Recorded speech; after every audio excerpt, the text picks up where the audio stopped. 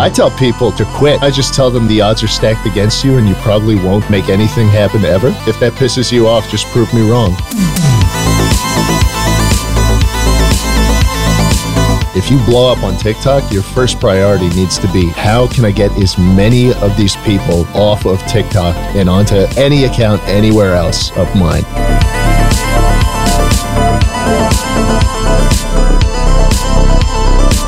I want to talk about you snorting things. All right. You have this minty smell device. The boom boom. You call boom boom? The boom boom. It's like nicotine, but you're just smelling things.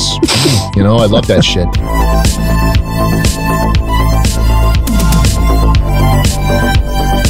What is your position on the escape room? I don't like being locked into things. You know the original Texas escape room? The Alamo. Guess what? You can figure it out.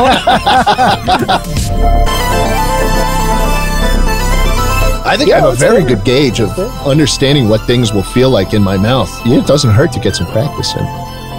Hello? I don't know what to say to that. It's such a strange topic. Hey, welcome to the Create Unknown, the home of Make Something Mean Something. It is TCU's Day. We are here live on Discord every Tuesday, 6 p.m. Eastern. I am Kevin Lieber, and with me, as always, is Matthew Tabor. Yeah, we've got several good guests lined up for September. Kevin's gonna go into detail on those. Thanks to Main Gear again. We're progressing nicely on getting the studio stuff together.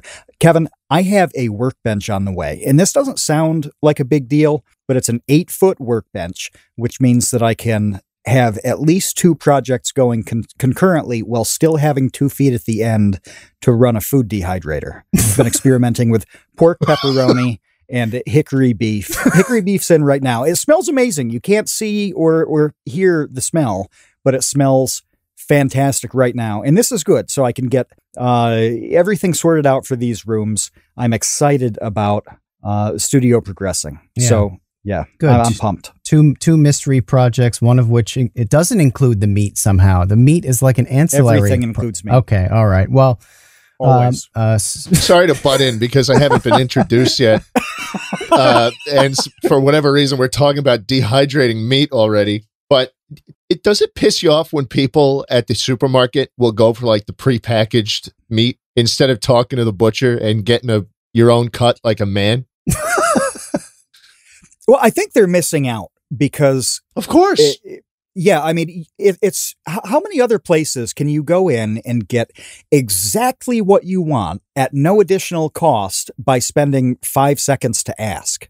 You can't all do you that gotta anywhere do is else. talk to the guy. Where That's else right. can you talk to a man and get a completely specific amount of meat? Yes. Yeah, no, you're completely right. And even stuff like, I know people don't buy lobsters because they don't want to cook them at home. It's difficult, and for some people it's weird.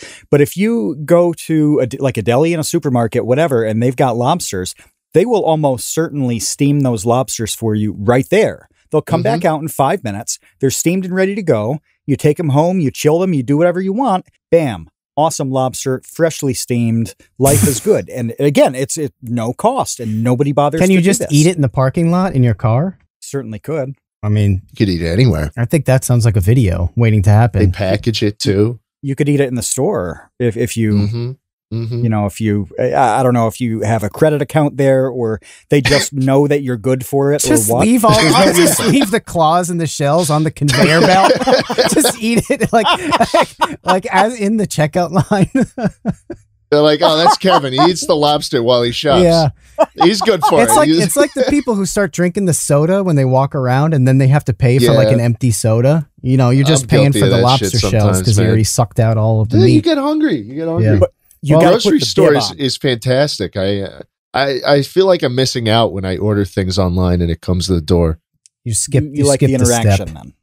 Yeah, man. And especially the butcher. I mean, sitting at the butcher getting as much meat as you want. I mean, that's an experience in and of itself. Hey guys, it's me, Jschlatt.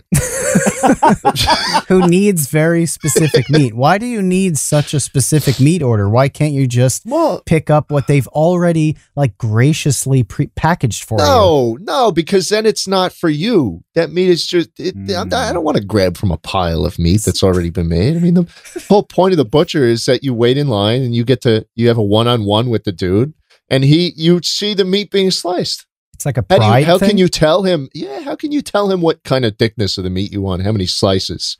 The exact weight. I'd like 1.25 pounds of the honey ham. Please. You're talking about deli meat. What? Are you talking the butcher does it too, though. I thought you were talking about like ground beef. Yeah, they'll do that. I don't know if they would necessarily always grind meat immediately because they do huge batches there, but they'll certainly package something for you at the least. But that's a good point though, because this isn't quite as ridiculous as it sounds. We were just talking before we started recording about this grocery store that I go to with a very good deli, and they pre-package popular things, American cheese and turkey and ham and all that stuff. They've got pounds in a chilled area that they've just sliced it an hour ago for convenience. So you don't have to wait at the deli. You grab your thing and go. And I never do that. I will stand in that line and have them cut the pound for me when I could have this pound that's exactly the same, pre-cut. And for some reason, I don't do that. So there must be something in the experience of the deli/butcher interaction that appeals into the lizard brain. Yeah, I don't consider the lady slicing up some ham at the deli a butcher. That's then what are they? I don't know. A deli the worker. Fucking meat man. They're just a deli worker. That's not butchery. You're just sticking a hunk of meat into worker. Just a deli worker. Classic white man podcaster take, dude. You've got the cushiest job on the planet, and you're getting on other people's cases. Is there a skill involved in this activity? I don't think so. I feel like if I operated one of those fucking things, to do. Kevin, if I operated one of those things just by myself with no introduction to it, I would have 9 fingers by the end of it. Okay, and then wrestler, 5 minutes after a tutorial, you're good. This is part of the plot of The Wrestler, where he cuts his hand slicing meat in the deli. With Mickey Rourke. Yeah, it is. Yeah. Because it's part of his struggle that now he's out of wrestling. He gets a job and tries to just live a normal life and has a little bit of a mishap there. But let me tell you, meat slicing is harder than it seems. With the big machines that a deli has, like it's kind of automatic and easier, but a smaller one like you'd buy at home, like I have maybe a 10-inch meat slicer, and there's absolutely a technique to getting. You have one? I mean, yeah. What they let people have? What those? is a home meat slicer? What does that even look like? Well, it's like there's like a flat plate that the meat slides on, and then there's a big rotating blade, and you set the thickness for the cut, and then just like slide it back and forth and cut your meat. So it's the same thing, just a home version. It is, but it means that you can buy a roast for 3 pounds or $3 a pound, like a nice eye roast, cook it exactly how you want it, season it exactly how you want it, and then have meat at the deli meat at the thickness you want for 3 pounds or $3 a pound instead of $8 a pound. So in just a couple batches of this, you recoup the $150 you spent on the meat slicer. This is a life hack. That is fucking nuts. That's some Shark Tank shit, bro. I didn't even know you could buy those. I thought that was just a thing that delis had. Well, yeah, I'm looking it up on Amazon right now. There's a lot lot. They have good reviews too. Oh yeah. Yeah, there are a lot, and some companies are better than others. But yeah, Chef's Choice, it makes an affordable one. I wonder if that's what I have. No, you want the ones on Amazon that are like 5 capital letters that don't form any word in the English dictionary. That's the one. That's what I'm going to buy. Well, but Matt, while you're home, like slicing your roast, are you thinking to yourself, wow, I'm a butcher. I'm butchering. Are you like, I'm slicing some meat? I do think It's somewhere in between those two. I'll be honest, because look, we're having this meat slicer conversation, and you guys are like, "Oh wow, I didn't even know you could do that at home." Well, me doing it at home feels elevated, right? There's definitely something happening there that's just a little bit artisanal, higher. Yeah, a little bit artisanal. Yes, and I'm getting exactly what I want, and there is a bit of skill in that. I mean, you can just get the 5 minutes of instruction and do it and have a serviceable result.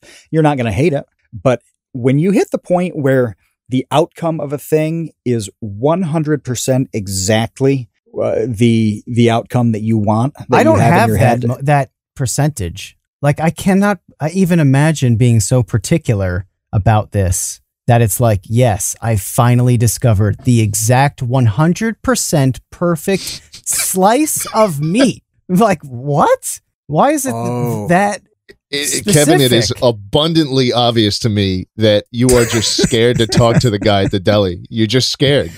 That's right. And you'll go there to the pile of meat that they already made for other people. You know, you keep your wife all clean for the next guy, you know? What? Wait. No, I'm saying I don't have such a particular preference for meat. Like, do you know what millimeter thickness that you desire? Yes. What is Literally, yes. Literally, yes. Okay, what is it? For me, about 1.5. Really For me, about thin. 1.5.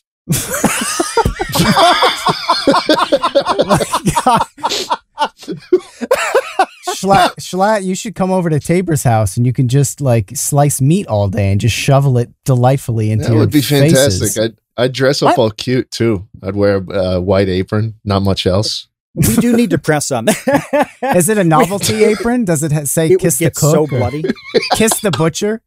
Yeah. There's a nice beech nut tobacco apron that says "We chew beech nut round here." That would be good. But Kevin, what you're saying, you're like, oh, it doesn't matter to me at all. You absolutely have preferences with thickness, with length, with girth, and consistency on hot dogs. On hot dogs, there is no way that you don't have all sorts of preferences with hot dogs. So what's the difference between Not really. No, it's a hot dog. It's fine. I mean, I have a brand preference, sure. But like when it comes to the size and the shape, it's a hot dog. It's tubular.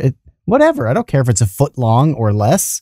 It doesn't matter. Like, I don't want like a gross, thick slice of turkey for my sandwich, unless it's supposed to be that thick, unless it's like a roast, like carved Thanksgiving turkey. I don't know. I don't get being this anal about this process. It's just like, so you're just eat it. You're saying there's a point at which the thick slice is too thick, and a point if you slowly start making it thinner and thinner, there's going to be a point at which it's all right for a sandwich. Well, there's your measurement. There's a point at which it turns into good sandwich meat, and that's your millimeters. I don't know how many it is, but at some point it stops being a roast cut at Thanksgiving and turns into something that is delightful in bread. I guess so. Delightful in bread. That sounds like a weird jazz album, jazz fusion. Delightful in bread. Miles Davis. Delightful in bread. I just want to put this out there. The thicker the hot dog is, the more fun I have with it. Wait. What are the levels of fun?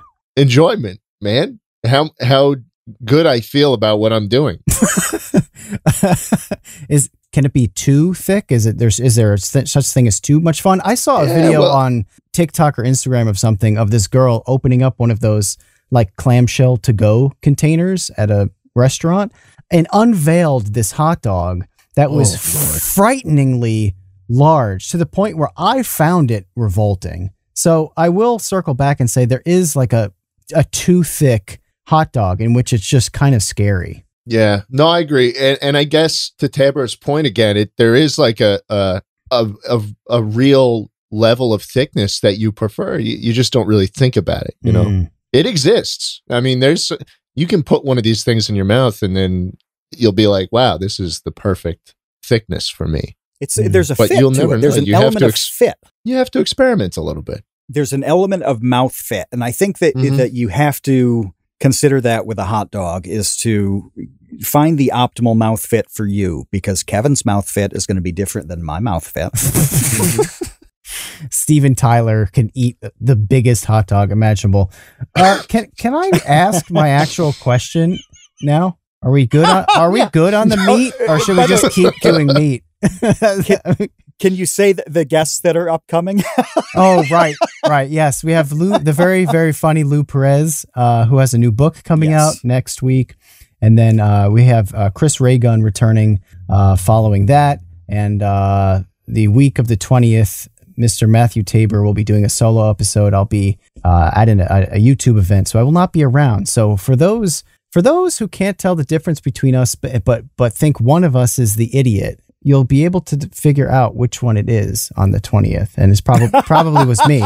If there's no idiot talking, then it's Kevin. It was Kevin.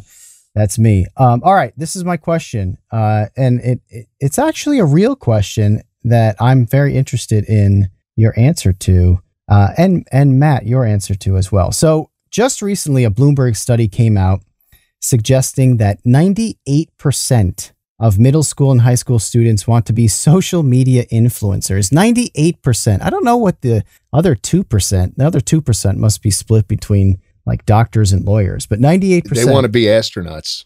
The other 2% want to be astronauts. What are your thoughts in general on this? How's that going to go? What is the next 5 years of being a social media influencer look like when 98% of kids want to be that when they grow up?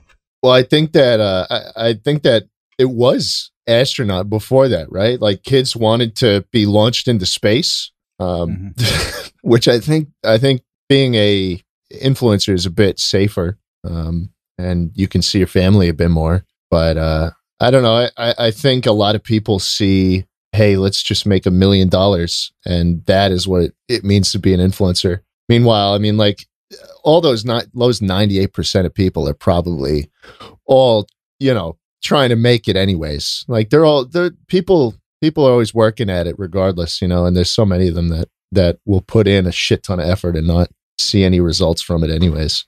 I tell people to quit. That's what I do when they ask me now. I used to try and give them a whole bunch of motivational speech, and now I just tell them, no, I mean, the odds are stacked against you and you probably won't make anything happen ever. And then, like if that pisses you off, just prove me wrong. Because at the end of the day, I'm saving most people time.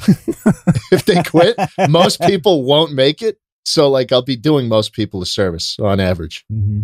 But the people, like even if I watched a bunch of YouTubers that were like, yeah, fuck you, man, you're never going to make it, quit. And I certainly have seen comments like that on all of my videos. Like it still wouldn't have deterred me. I think for most people who really want it, they're just going to keep hacking away at it, Mm-hmm.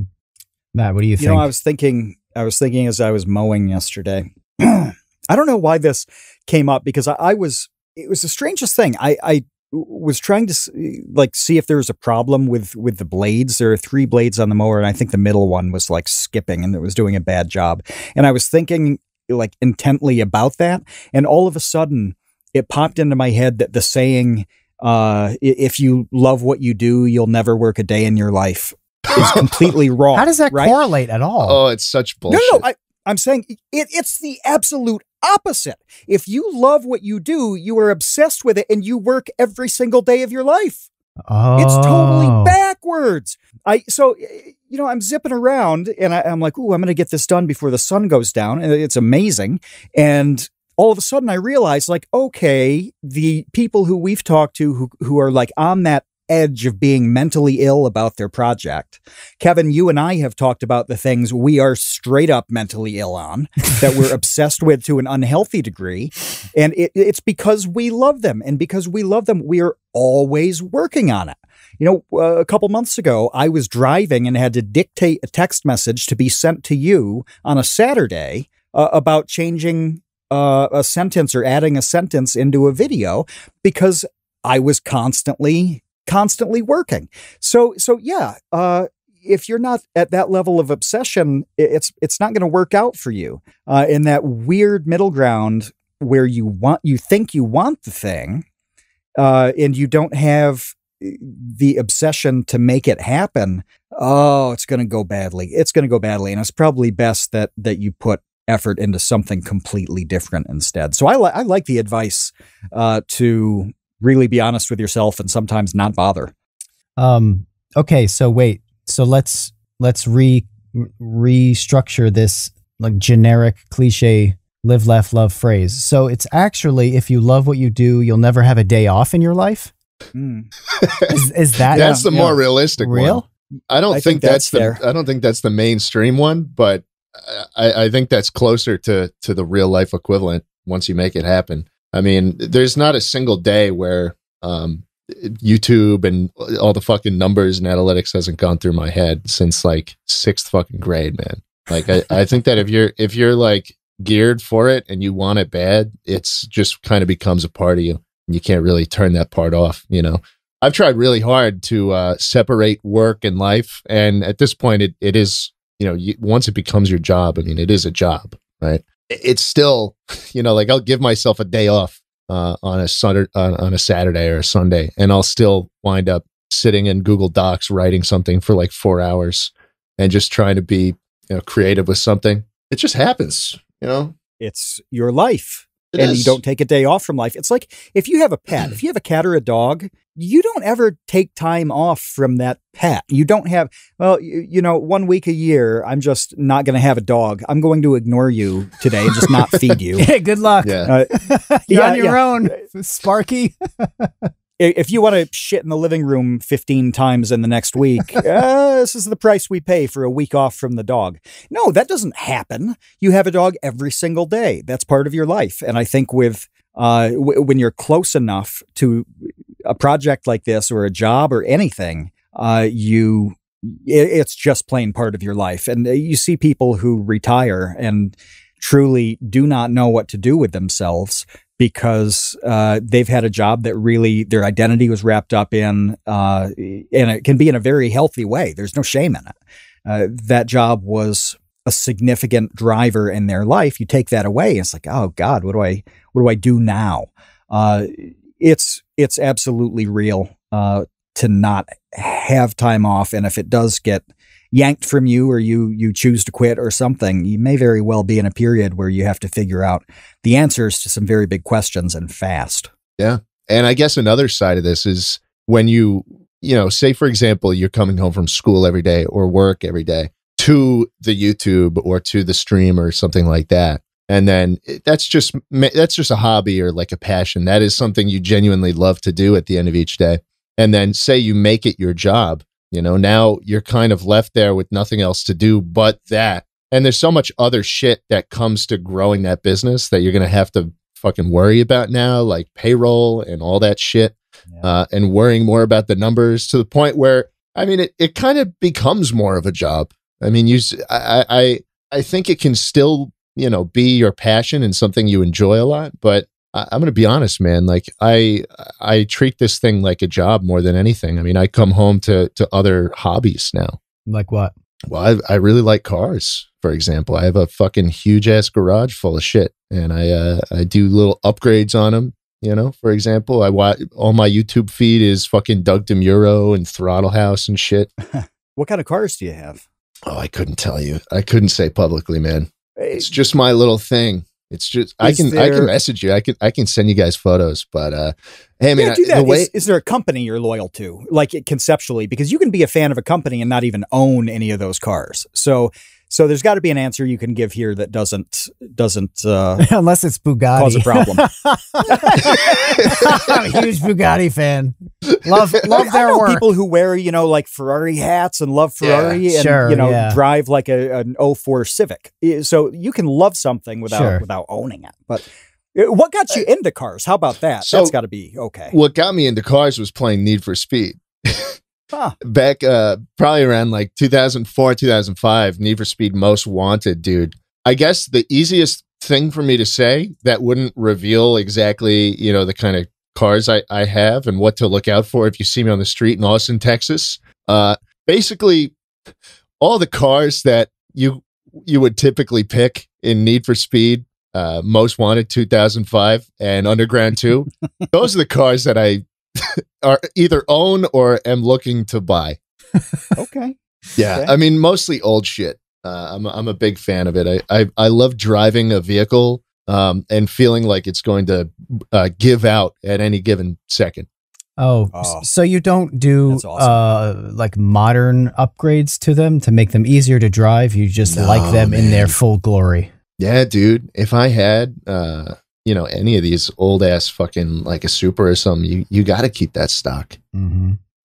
Well, not just because I think it's more like it's just more pure that way, but the value I mean, like if you're paying $100,000 for one of these cars or like a Skyline, for example, it's like basically impossible to get now. The second you do something crazy to that thing, like half the value goes out the window.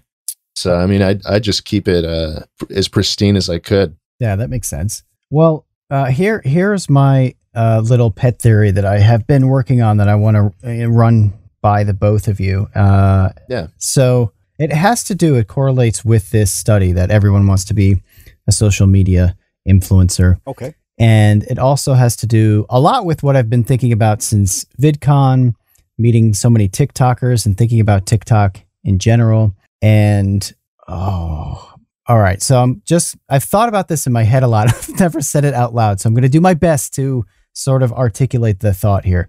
So here's what I'm thinking. I'm thinking that, let's just start with TikTok. So the way that TikTok works is you have this 98% of kids and then throw in whatever percentage of adults who want to be social media influencers, just flooding this platform with amazing, well, we'll just say with content. So a portion of that is going to be amazing. Like, for example, yesterday I saw this guy who built this gigantic, like pan flute, like this huge pan flute out of like cardboard tubes. Yeah.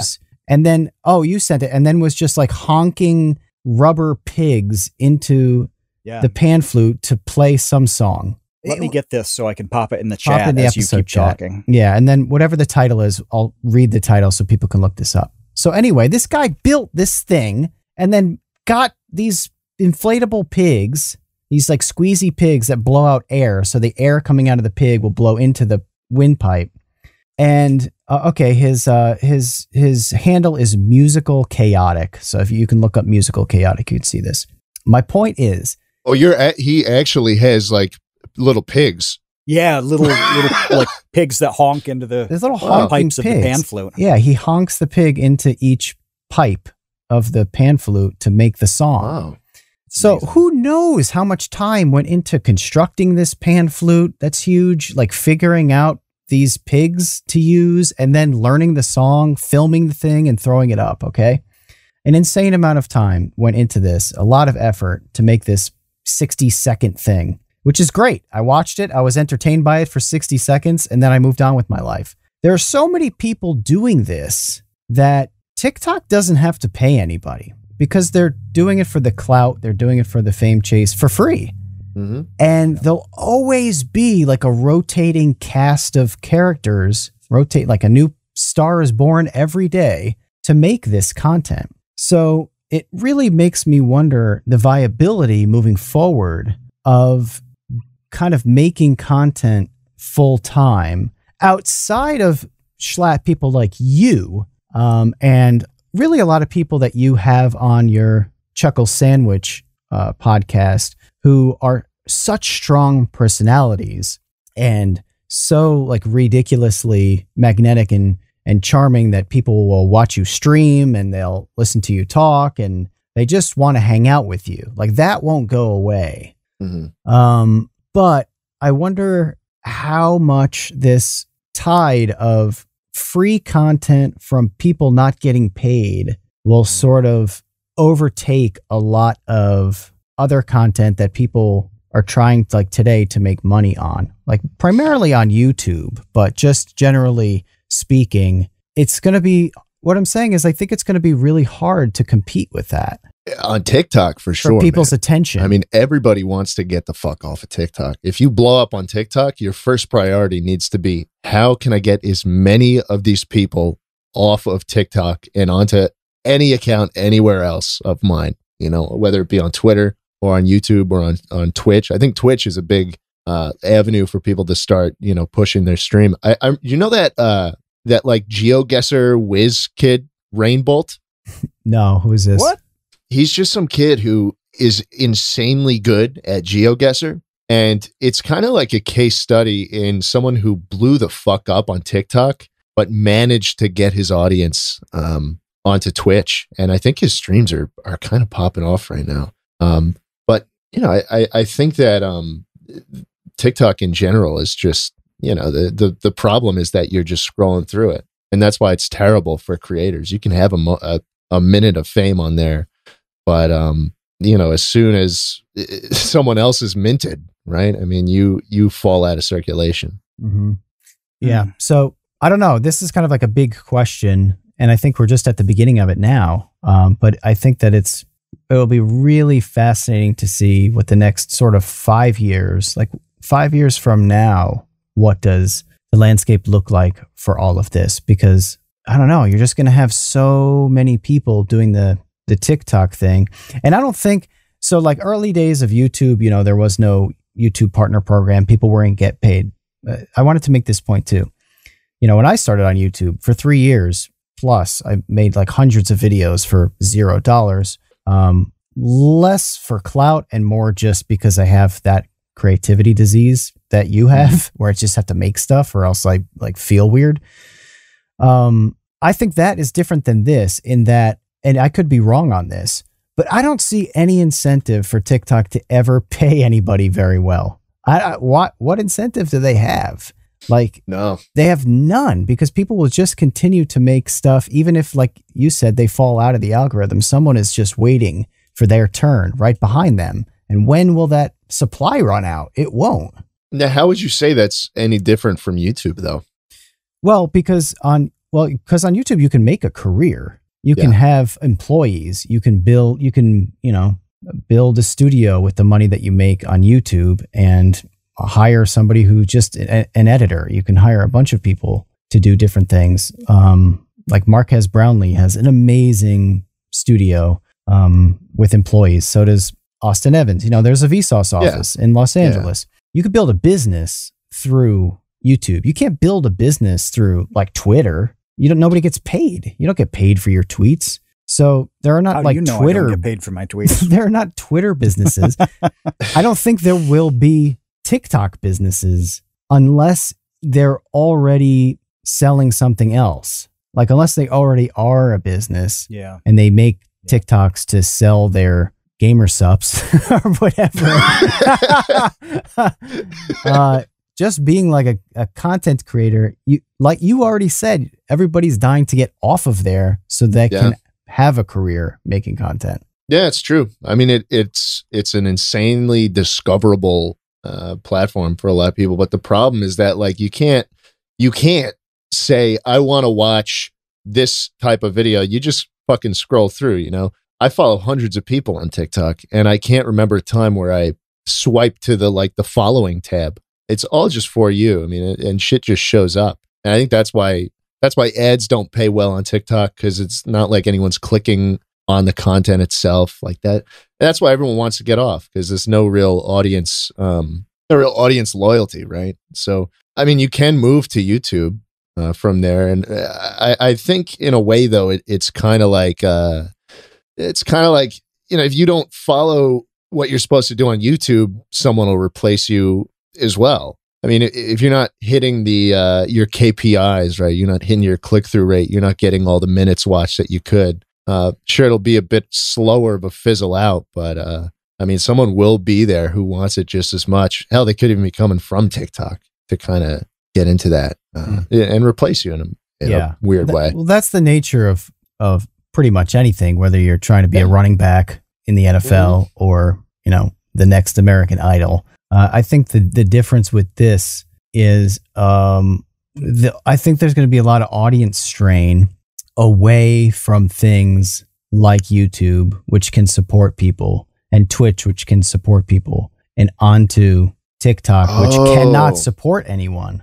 Do you see what I mean? So you think that's where the people are all moving towards, which makes it harder for the careers be made in the first place. Right. Yeah. The audience is there because it's like the perfect digital crack, like they figured out how to suck in an audience in a way that is so hard to compete with, whether you're a streamer or you're making YouTube videos. You spend 300 hours on a YouTube video and you need somebody to click on it, to watch it. Whereas you could just spend 30 seconds on a TikTok and it could get 17 million views, but you don't get anything for that. Really. So it's like, no, you're right. You're this right. weird lose-lose. I think the plan, I guess, and if I give the answer seriously of like, how do I get big on a platform besides me just saying, yeah, go fuck yourself. I think the answer would always be like, you have to start at the longest form and try and perfect that first, and then kind of move down the funnel, whether that start from a Twitch stream and then, you're making a YouTube highlight video out of that. And then out of that highlight video, you're like, oh, well, this 10 seconds would be great for a TikTok or a short or something. And it has to come from that. I don't think there's much value in making the shorts to start out with, right? Like to making original stuff on TikTok. It's kind of like a wash, like you said. Mm-hmm. Yeah. That's a really good point. I don't think anybody's brought that up. The idea that it's better to start long and then pare down and distill down and do short stuff, because on paper, it seems like the opposite would be the best way. It's like, hey, if you can write a funny tweet, maybe you can write a funny, TikTok or short that's 30, 60 seconds long, and then maybe an entertaining 10-minute video, and maybe do entertaining streams. It seems like you'd start small and build, but you're saying that it's easier to go long and relaxed and then scale back. I think in terms of building a business, yeah. Because at the end of the day, when the views are coming from TikTok and you're trying to get people off of it, you're already sending them to that longer form thing. Like, you might as well be good at it, right? So I'd say get good at the fucking stream. If that's your end goal, is to get good at streaming, get good at the stream, and then learn how to package it into smaller and smaller bits. Don't get big on TikTok and then scramble and be like, I gotta become a Twitch streamer. And then you go live and you have no fucking idea how to do it, right? You have no idea how to talk to a camera, long form, anything like that, how to hold an audience for more than 10 seconds. So I think it is good advice to kind of start at the broadest possible form of like long streaming stuff, and then kind of whittle it down a little bit as you go. I like this funnel analogy, because if you start at the big end of the funnel, it makes sense that you can distill something down to a short essence that'll be really entertaining. But it does seem like if you're trying to crawl up the funnel from the bottom, and then you end up in the fat part, and you don't know what you're doing or how to fill that makes a lot of sense. And you could just suck at it. Good. Like you could hit it huge on TikTok. Dude, you can try to get huge on TikTok for a year straight, and you could fucking do it, right? But then if all you've been focusing on is the TikTok, which, yeah, I mean, it's the easiest way to get views, I think, right now. But if that's all you can do, then your audience won't follow you anywhere else. And that's why I say, like, I think for people who are wondering, like, should I just wait for like my voice to get deeper? I think that's a question I get a lot. Like, I feel I'm not comfortable with what I sound like or look like right now. The answer is always, almost certainly, just get started now. Because by the time where you're ready to have an audience, you'll be good at it. You're not starting from the first floor once you've finally gotten to the point where you're comfortable with yourself. Kind of just get through the dirty shit first. You have to learn how to stream at some point. You might as well be doing it and figuring out a way to get that content onto the platform that'll get you the views in the first place. Mm-hmm. Yeah. Don't wait for your balls to drop. Is that generally the advice? Just start ahead of time, and then because I learned how to talk. I learned how to talk in front of a microphone. I started doing that when I sounded like this. No one wanted to listen to me back then, and no one did. That's the point. No one would listen to me. But by the time I learned how to get into, by the time I started to get an audience, I had already learned how to talk and how to do all the essentials. Yeah. Yeah. I think about if if I had to train a child, let's say I get them at 12, like the indentured apprenticeships of the 1800s. Yes. Where like the cobbler would have the 12-year-old delivered to them. And I actually have a contract. I have a contract for an apprenticeship from the 1800s that specifies the responsibilities of the apprentice, what he has to do, and the responsibilities of the craftsman, what he'll provide. Wow. It's fascinating to see. Yeah, like he can't drink liquor and things like that, and like has to eat well and whatever, be healthy. And he gets a set of tools and a bunch of training. It's pretty sweet. This is for a cobbler? I think the one I've got is for a cobbler. Yeah. I remember that it's in Pennsylvania, but I haven't looked at it in a bit. But let's say I had that. The first thing I would do would make sure that they could write, that they could form sentences that mattered. That is kind of the basis of everything, where if you're streaming, you have to say sentences that matter, that people care about, whether they're funny or insightful or whatever you're streaming about. It has to be coherent, has to have a certain style, whatever. And that's the same process to me mentally as writing. And I think it's easier with writing because you can look at it and go over it and apply some other principles. But it's really the same thing, Jschlatt, that you're saying here, that you get good at that basic skill that can translate to all the other things, whether they're down the funnel or circling the funnel and you stay where you're at, or do something completely and totally different. Like you said, you can talk in a compelling way. There are thousands of jobs you could do right now that would make excellent use of that skill, and you've trained yourself to do it. Mm-hmm. So I like this idea. I like this idea that you just plain go and do stuff and start to hone the transferable skills that will further whatever your project is, or just plain be useful. I mean, if you're a good talker, you're probably better on a first date. You're probably more fun to hang out with, with friends. You're better probably at a party. Comfortable ordering meat from the deli. Yes, exactly. That's what it fucking comes down to. Yeah. You got to order meat. You got to order meat 100 times before you're comfortable.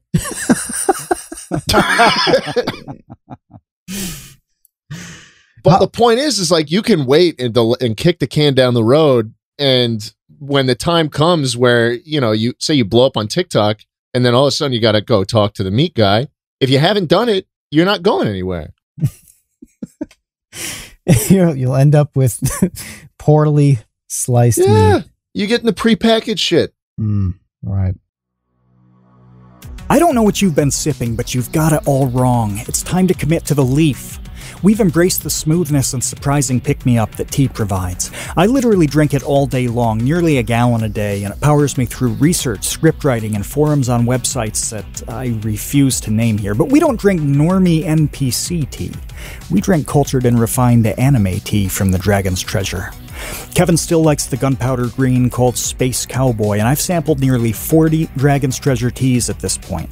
Lately, I've been slamming black teas like Kentucky Bourbon and liquefied Berserk Despair. Scottish Breakfast is deep and peaty, and I smooth it over with Sebastian's Morning Earl Grey, which has the best vanilla cream taste I think I've ever had in a cup. Give me a pot of that with a hot meatball sub from Sal's Pizza and Brooks Barbecue Chicken to wash down my last meal on death row. I highly recommend the sampler packs. You'll want to try everything just like I did. I literally have not had one tea that I wouldn't be happy to reorder. The Dragon's Wings membership fuels new tea experimentation, and the Tea of the Month Club provides a regularly scheduled surprise. And when you order from the Dragon's Treasure using code CREATE, you'll get 10% off your order. That's 10% off using the code CREATE at thedragonstreasure.com. The link's in the description. How long did you stream to nobody before you got good enough that you were streaming to somebody? I started on YouTube, and the way I do it is I would push my people into a little live stream every Saturday or something. I was playing City Skylines. But then once I got really good at Twitch, I moved over. Well, I guess once I got good at streaming, I moved to Twitch. And then it became everything kind of funneled down from that. So the thing that started doing really well were the live stream highlights from the Twitch stream, and then the clips from that would do really well as well. And I guess, you know, I was practicing for a while doing the Sunday morning City Skyline streams until I was like, okay, I think I'm pretty fucking good at this, where I decided to, you know, like, let me try starting here now. Yeah. You know, I think the last time that we had you on, you had just quit streaming. Yeah. Dude. So what happened there? I think I kind of got bored with it. Also, I mean, there's this thing, I think Twitch streaming can be a lot more toxic than making videos can be, because everything is right in front of you. And when you're live and you've got that viewer count up, anything that happens to that number will immediately reflect in your mood. And you can get into this terrible spiral that I got into, where the thing I got big off of on Twitch wasn't necessarily working anymore. And I tried to branch out and do these other things. And, you know, they wound up working for me in the long run. But immediately in that moment, you know, my audience would be like, oh, Schlatt streaming fucking Terraria or like City Skylines instead of Minecraft. I'm not going to watch that. And so I'd boot up the stream and there'd be like half the viewers. And then I was like, in my head, I was like, fuck, you know, this is the worst thing that could have happened. And it just dragged the whole energy of the stream down. And I just didn't want to be a part of it. And I started uploading offline again, because I not only is it less stressful in terms of just viewership, but you also feel a little more comfortable doing it. At least for me, having streamed for a year straight, I felt a bit more comfort going live or starting the recording, and then being free to cut it up and not show everything.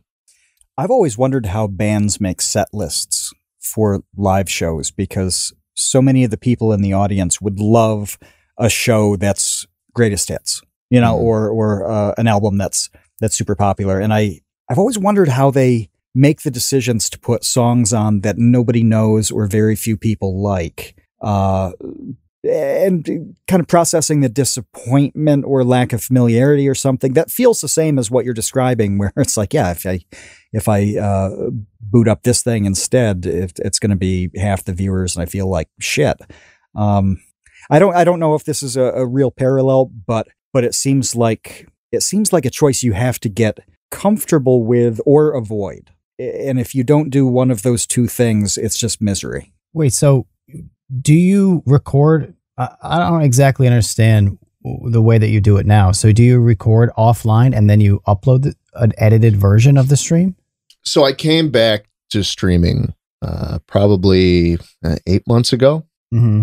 I did this huge spectacle where I banned all the stands and shit, and that was very planned and very like I thought that through. I was like, how do I, you know, come back in a big way? And the plan that worked for me coming back to streaming was, I'm only going to stream when I have a specific goal in mind for the content. So I'd think of an end goal I'd want from the stream, whether that be, I think mainly for this first stream back where I banned everybody, I was like, this is going to be a great 30-second thing, you know? And so where I think a lot of people on Twitch will go live and just kind of see what happens and just sit there for 10 hours straight, I don't think that's the way to optimize it almost, right? I can go live now and I can say, I want to make a reaction video out of this, right? And I'll just stream me reacting, but it's not like I'm just aimlessly scrolling through daily dose of internet, you know?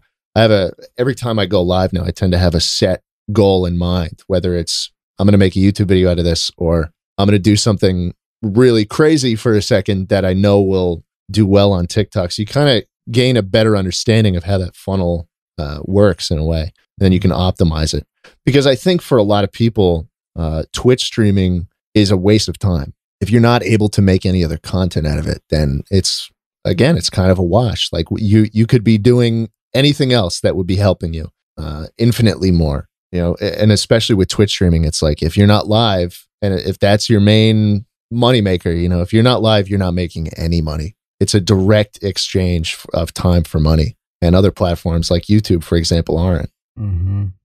How do you do your Sleep Deprived podcast? Because that looks like, is that the scenario in which you record a whole bunch and then cut it down into the funniest parts for the YouTube channel? So yeah, I mean, that podcast is just a fun thing for me where we kind of do whatever the fuck we want and we all save it in the edit. The podcast itself is a jumbled piece of shit for the most part. And we have an editor who, like, even from the first episodes that we uploaded and fuck, I mean, that's going back over 5 years at this point. Me and Mika were filming this thing back in like 2017. And the idea was always to save it in the edit and to add weird shit. And our editor will put in awkward silences just to make it a little more funny. Because honestly, I think a lot of podcasts are fucking boring. And so anything we can do to add some spice to it is kind of fun. And then we have the gaming sessions, which we'll record for maybe 2 hours, and then out comes a 20-minute video of that. Oh yeah, that's what I was watching. Roblox. Yeah, video. the Roblox is fun, man. There's actually so much shit, and I never played it growing up, so now I'm kind of immersing myself in the whole experience and just loving it. I love how pay to win everything is, bro. It's so easy for me to drop like 500 Robux on something that will completely break the game, and that's been the trend on all those videos. Like what? How do you pay to break the game? Oh, dude, what there's do you like do? obstacle courses. A lot of the popular Roblox maps are called obbies. Like you just jump from thing to thing and try and get to the end. You can buy things. Like every time you die, the map will advertise to you, "Hey, get this," and it'll help you do the thing. And one of them is like a fucking God mode that lets you jump like 30 times higher, and you just move faster. One of them was a taser. And in this last video we did, which I thought was fucking hilarious, there was a teleportation thing. So I paid like probably $5 worth of Robux to be able to teleport people near me, basically off of the obstacle that they had just jumped on. And dude, during this recording, I was just sitting at the end of one of the hardest parts of the map, just teleporting like 5-year-old children from the finish line back down to the beginning of the hardest part. And they just kept doing it. Like there's this kid I must have teleported 20 fucking times back to the beginning. And I'm like, does he even understand what is going on? Oh, dude, it's so great. These are actual children playing the game that you're ruining the game for them? I think Roblox is mostly children, bro. I think that, especially in the obstacle courses, it was like some jailbreak. It was some jailbreak thing, and there was some cop that didn't even have walking animation. He was just like sliding across the floor, trying to capture you and put you back in the cell where you had to start over. And I can't imagine anyone past like elementary school who would truly enjoy that unless the goal was to just get the teleporter and fuck with people. How much is one Robux in? That was my question. Yeah, the conversion. Oh shit! in human dollars. So they let you buy. I can't remember the conversion, but it's the typical gotcha game mobile bullshit where like you can't buy the exact amount of Robux. You always have to buy the package that's like more money, so you get a couple extra Robux, but you can't buy two. You can't buy two things with that. So you always have a little less than you need. So you have to go with the higher one every single time. It's so annoying, but Evil. It's the beauty of Roblox is that the people who make the maps are so money hungry that they will advertise at any given opportunity, and a lot of the kids don't have any money, which is really fun. Because then you just, like $2 in this Roblox map will not only, be a shit ton of money to the person who made the map, but they'll also give you like the complete game breaking shit that makes it so much more fun. So why don't you do this in real life then? Go to an impoverished place. And what? Bro, what are you talking about? Teleport them out of the soup line at the soup kitchen. Oh my fucking God. As soon as they're about to get a ladle of soup, you just zap them to the other side of the city. Jesus Christ. This is your idea, not mine. This is not my idea. This is Roblox. You've transformed it into this terrible thing.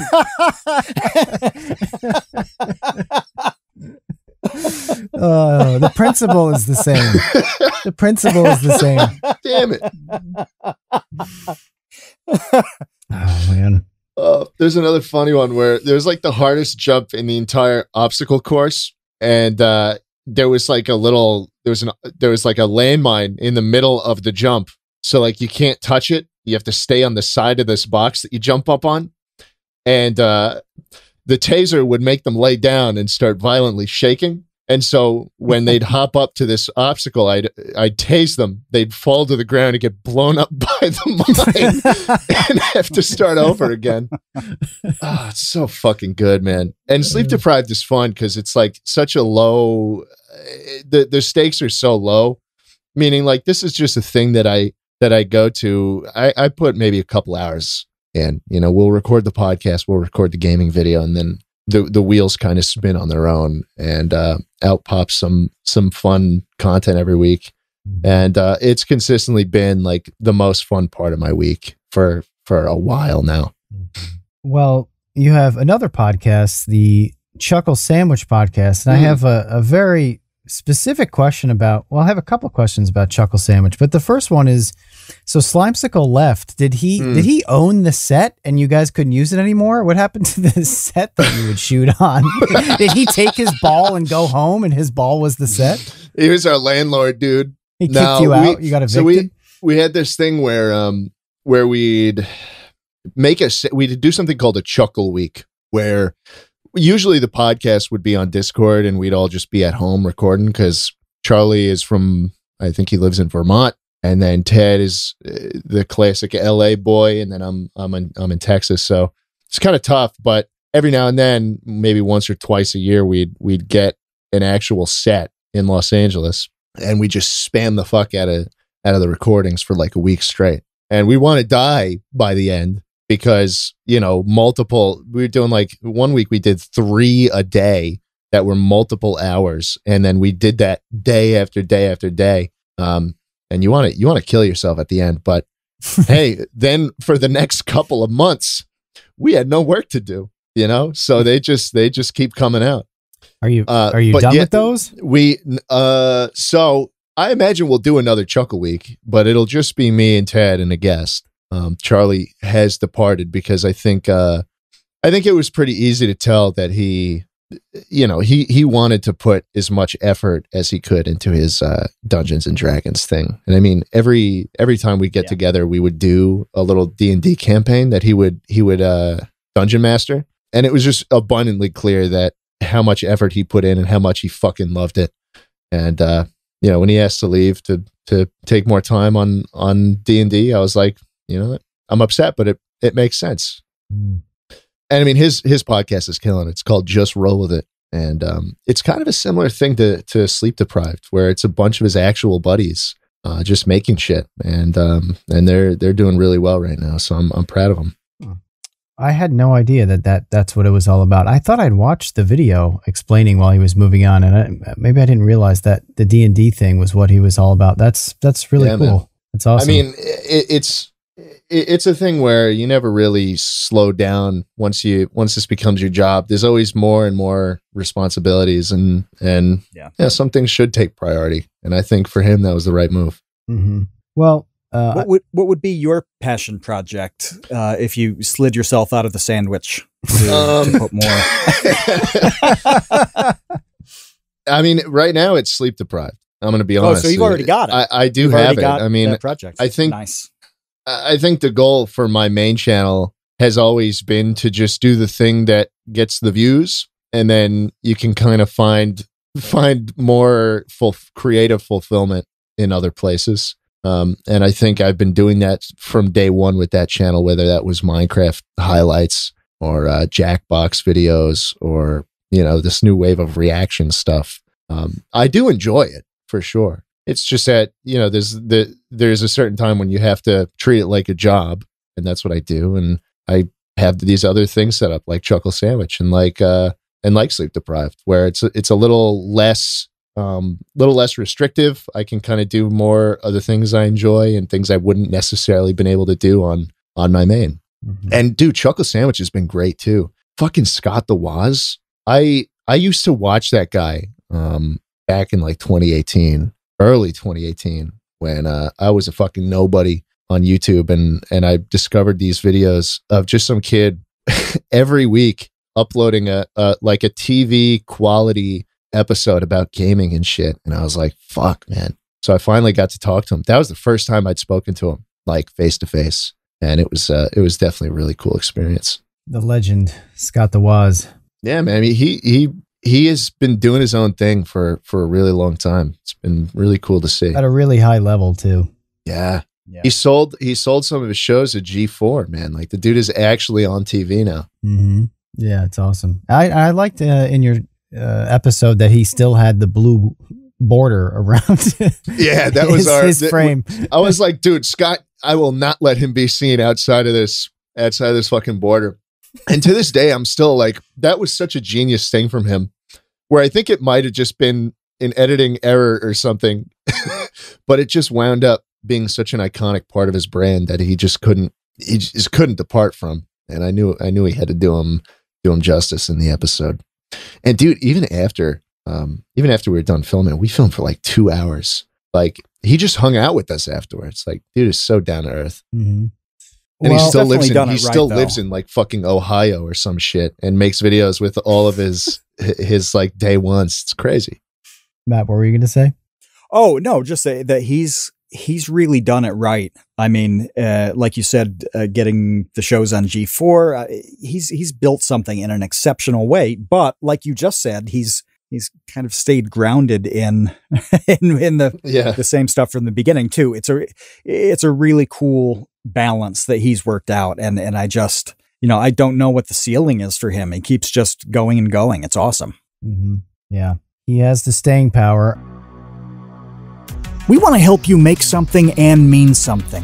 And we say that phrase all the time because when you're making something and you know it means something, even if it's just to you, that's when you feel pretty good about what you're creating. The support for the Create Unknown in recent weeks has been incredible. Animators, artists, musicians, YouTubers, aspiring filmmakers, comedians, it is crazy how talented everybody in this community is. Consider joining the Create Unknown Patreon. Every dollar that comes through goes straight into the podcast and its community. That means more highlights videos. It means a big Minecraft project that's on the way. And eventually we'd like to manufacture custom piss bottles so you never have to leave your battle station. And being a patron unlocks participation in all of our live recordings. You've seen the roster of guests we've had. Having access to their minds is a unique opportunity. You can go to patreon.com/thecreateunknown or click the link that's in the description. Every little bit helps and your support means absolutely everything to us. Patreon.com/thecreateunknown, links in the description. We appreciate you, Space Cowboys. I want to talk about you snorting things on your podcast. What? Yeah. Oh, Lord. Here we go. Yeah. We're going to get kind of crazy right now. All right. You have this minty smell device. The boom boom. You call boom boom. The boom boom. What even is this thing? Oh, what is it? Indeed, are you obsessed with it? Are you still snorting the boom boom? It's a stick of like Vicks Vapor Rub that has just been marketed towards millennials and Gen Z, where it doesn't really do anything except smell decent and kind of overwhelm you for a second. It's like nicotine, but you're just smelling things. It's like almost if you had a little can of vanilla extract in your pocket, and every now and then you could just, I love that shit. So I'm looking at this now. This is the first that I've ever heard of boom boom nasal sticks. Am I looking at the right thing? Yeah, no, it's the right thing. Okay. So they say for people who want more out of every moment. What does this actually do? I have no fucking clue. I have no clue what it does. I think this whole thing of living in the moment is some bullshit, to be honest. It just smells good and it's fun to do. It's like it's like if you have an oral fixation, right? You need to constantly have something in your mouth. Or around your face. It's just like a little tick you can do. And it smells good. How often do you I have been take a off hit of of it. Boom Boom? That was mainly for Chuckle Week, where, you know, we were recording as many episodes as possible, and I needed to be in the moment, you know. but no, I mean, like, for a week or two, I was just putting that shit up to my nose, and like, and it was just a strange sensation that I wasn't used to. I didn't get like hooked on it or anything. I don't think there's anything to get hooked on, but it was just a little fun thing to do for a minute. I mean, do you guys have anything like that? Not really. I mean, I'm minty. hooked on hard candies now. What? I showed you the jug. I've got 11 pounds in it. Didn't I show you the you have jug? you have of hard 11 candies? pounds of I hard don't candy? think so. You have an 11-pound jug of hard candy. What kind? Like Werther's Originals? Like what is this hard candy? I have horehound, clove, peppermint, and black licorice. Yeah. Is this like 1883? What are these? Did you get them at the general store? What are these old candies? Where do you even how did you get into this? He got them at the company store with his railroad bucks. You know? Yeah. You twirl your handlebar mustache. It's not a handlebar mustache. What's the twirly mustache? I don't even know what that's called. Like the Raleigh Fingers mustache. Like the oil baron I think mustache. that's handlebar, yeah. No, I think it is handlebar. No, they're nice. No, handlebar is like cheap. Hulk Hogan. Oh, it's like probably $2.50 a pound, you know. But no, I thought you were in there. I think I was talking about this earlier, where like I have the two giant jars. One has nuts in it and a little scoop. And if I walk by and I'm hungry, I just take a scoop of nuts. And then the other one has the hard candies. Nuts are fucking good, dude. Nuts are good. Yeah, this is a mix of smokehouse almonds, wasabi almonds. Dude, I was gonna say the smoky almonds. Oh, yeah. Oh, yep. Sweet and spicy peanuts. There are barbecue pistachios in there. Hazelnuts and cashews. I mean, it's a full on 20 pounds of custom mix. That's insane. And you just take a scoop and go on with your day. But this is the thing that it hits a little time when you need a thing, right? And so I do that fine. But I'm on the Boom Boom site, and they have a line here that says, "Fun fact, scent is tied to memory. Use Boom Boom as an anchoring tool and tie each scent to something positive or happy in your life." That's some bullshit. This is what I want to know, though. Let's say you change the wrapper on it. You say it's something digestive, right? You say, like, look, every time you go and take a shit, take a hit of this.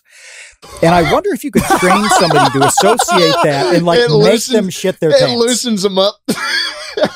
Yeah, if they do this for a year and they're out somewhere, you can make them shit their pants, dude, by like Pavlov dogging them. Yeah, you know what I think it's a lot like? Do you remember those power balance bracelets that they used to sell you on flea markets? Yeah, the copper ones. Yeah, man, like those rubber things, you just put them around your arm and they do that little test. Do you remember the test they did where they'll like push you over and you weren't expecting it? And then they're like, now I'm going to put the bracelet on you and I'm going to push you the same way and you're not going to move. And then you don't move and you're like, holy shit, it's a bracelet. Dude, you can do some shit. You do some shit with the Boom Boom. You're like, now you will come. You could probably train somebody to get hard on the scent of a winter mint Boom Boom. Boom Boom Viagra. Yeah. Since I'm just not clear on what it's actually doing for people, as I look at the flavors too, like mint is always a good thing. Mint opens you up. It's like you said, the vapor rub kind of thing. Yeah. Like mint is going to help you breathe. That's cool. But then I see tropical and melon and berry, and I wonder have you had those? Or Tropical's not bad. Tropical's not bad. I lost all the Boom Booms from that week, and I still have the tropical one. It's the only one I held on to. And it's strange in that it's the same sensation throughout the Boom Boom lineup. It'll give you a little bit of numbness, and like for a second if you sniff on it too hard. But it does smell a little different. I mean, I would say that the tropical Boom Boom, I mean, I would say that it smells a bit tropical. Still gives you the same nice sensation for like a second, you know? I would not. I mean, this is something I would, if I have it in my hands, I would be sniffing on all the time. I'm not saving it for a good fucking moment in my life so I can recount it with with a little scent of tropical. Yeah, you're about to have your first kiss, and you're like, "Hold on, honey. Yeah, hold on, babe. I need to smell this tropical stick real quick so I can your remember wedding. this." Yeah, I got to remember this. Yeah, as you're saying your vows, you're just huffing mint. Yeah. If I saw somebody do this, so I didn't know this inhaler product existed at all, whether it's Boom Boom or somebody else doing it. I didn't know that people inhaled essential oils this way. And so if I saw somebody pull this out, be like, okay, they have a cocaine dispenser. It would never occur to me that they were bending their head down and pushing against one nostril and taking a bump of eucalyptus oil. Hey, man, have you had a Boom Boom before? I haven't, but I'm wondering what you could get away with in terms of savory. Could you have like a bacon cheeseburger Boom Boom? Or like a whiskey scent? I don't know. Yeah, That's a good question. I don't think it would appeal as much to the audience that they've kind of tried to create, but I think it would be possible. Cinnabon. I mean, in my case, when I think of like, I don't think of the Boom Boom as like, yeah, I want to smell something really good. It is more the sensation you get for a second. The buzz. And then, yeah, it is a little buzz, but it's not like an addictive thing or anything. And then for me, I do spend a shit ton of money on candles. I think that's one of the few things I spend. Yeah. It's like that drill tweet, but like actually, I will spend a shit ton of money on candles. There's this Is that the drill tweet? Well, yeah, there's like this drill tweet where it's like, please help me get my finances in order. $1,500 a month rent, $300 a month groceries, $6,000 a month fine candles or some shit like that. Yeah. And then someone goes, maybe you're spending a little too much on candles, and he goes, fuck you. You know. But I do. I spend a lot of money on candles. Like there's this one I really love. It's from the people who make the Fixer Upper show, you know, Joanna and Chip Gaines, you know, that show on HGTV where they just fix up a bunch of shit. They have like lifestyle brands now. And one of them makes candles, and it's this library scent. It smells like old book. And it's this huge jug, like this huge jar. And there's 3 different wicks, you know, so you get maximum smell output. And like the second after you light this thing, you just feel like you're somewhere extremely cozy. And I'll come home after work and I'll light that candle, and I will fall into a deep relaxation, because you do kind of associate the scents with stuff. I mean, when I moved to Texas for the first time, and this is a bit of a weird personal story, but I went to Target the first night and I got one candle. It was a Mandarin hibiscus soy candle from the Target, just the Target brand, like their white label. And I woke up the next morning, the first full day as a Texas resident, and the state had frozen over. It was that fucking huge ass snowstorm that killed a bunch of people in Texas and brought the entire state to a standstill. Right. And I woke up shivering because the house had no water or no power. And I just lit the candle. And for the next week or so, or I guess the next couple weeks, you know, I was kind of living in this place where it kind of felt like a fresh beginning, you know, and I'd light this candle every now and then. And to this day, I still will go back to that scent when I want to feel like, you know, hopeful or something like that. You know, when I need some inspiration or like a pick me up, I'll remember that scent and remember how I felt back then. Are you sure you're not lying to yourself? Because you let off with this saying, oh, you remember that time when the weather massacred Texans? Yes. I want that scent to. Well, I mean, I guess sort of subconsciously, I erased all the suffering from the scent. but I mean, shit, like if you're being murdered or if you're like watching your entire family die and you get the Mandarin hibiscus candle going in the background, I'd imagine you never want to smell that shit again. There's a time there's a time back in New York when I was listening to this the Mild High Club, their like really psychedelic spacey album. One of the songs off of there, it's a great album. I fucking love that album. But one of the songs, I got into a car accident while it was playing, and this shitty fucking New York weather, slush on the road, my car's brakes stopped working, and I had to cut the wheel and go up on the curb and drive all the way home on a flat tire. Like, that was a shitty experience. And that fucking Mild High song was playing as it happened. And to this day, whenever it comes on, I'm like, fuck, I'm going to get in another accident. And ruin the song. There's a song that I had a bad song experience when I was in college. My roommate and I would kind of use whichever computer was available. It was a different time, and there was nothing, there was no folder on the desktop that you didn't want somebody to open, whatever. And so he would download songs, and they would play randomly on Winamp. And he downloaded Natalie Imbruglia's Torn. Do you remember this song? Of course. And I was using my computer. It was an IBM ThinkPad with the little mouse and the keyboard, in the little nipple thing. Yeah, that's right. Yeah, and that pops up on the Winamp, and I'm like, shit. And 5 or 6 seconds in, before I can change it, my computer dies, and it turns out the hard drive completely busted. Oh, no. Not fixable, absolutely irrecoverable. Yeah, it was awful. And I've had this odd superstition about that song where I just, if it pops on, it's like immediately off. If it comes up in a TV show, I'm not watching it. Like I feel like something bad is going to that life's hard drive is going to rupture if I listen to that song. Yeah, man. You were, one might say, you were cold and shamed, lying naked on the floor. You know what happened? You know what happened? You want to talk about the time? You want to talk about the timing of this? This was in the first week of September of 2001. Oh, you know what happened? You know what happened after this? Don't remind me. Natalie Imbruglia song came in. Man. 9/11 is what happened. Fuck? 9/11 happened days after that song fried my hard drive, and I've never even realized it until now. Wow. So that's how powerful this is. I'm sorry, man. I didn't know it had that big of an effect on you. I'll hear that song and I'll turn it off, not because I have a shit memory associated with it, but simply because I don't like the song. It was a poppy song, and she seems like a very nice woman. I mean, I have nothing really against it other than not really being into the song much. But look at what happened. I mean, it's a butterfly effect here that starts with a ThinkPad and goes to the Twin Towers. It's awful. Yeah, no, it is awful. Have you wrote her a letter about that, or tried to get into contact with her for that all that shit that happened? I haven't. I don't even know what I would say. Dear Natalie, would I address her? Would I address her as? I've got a bone to pick with you. Natalie? Maybe.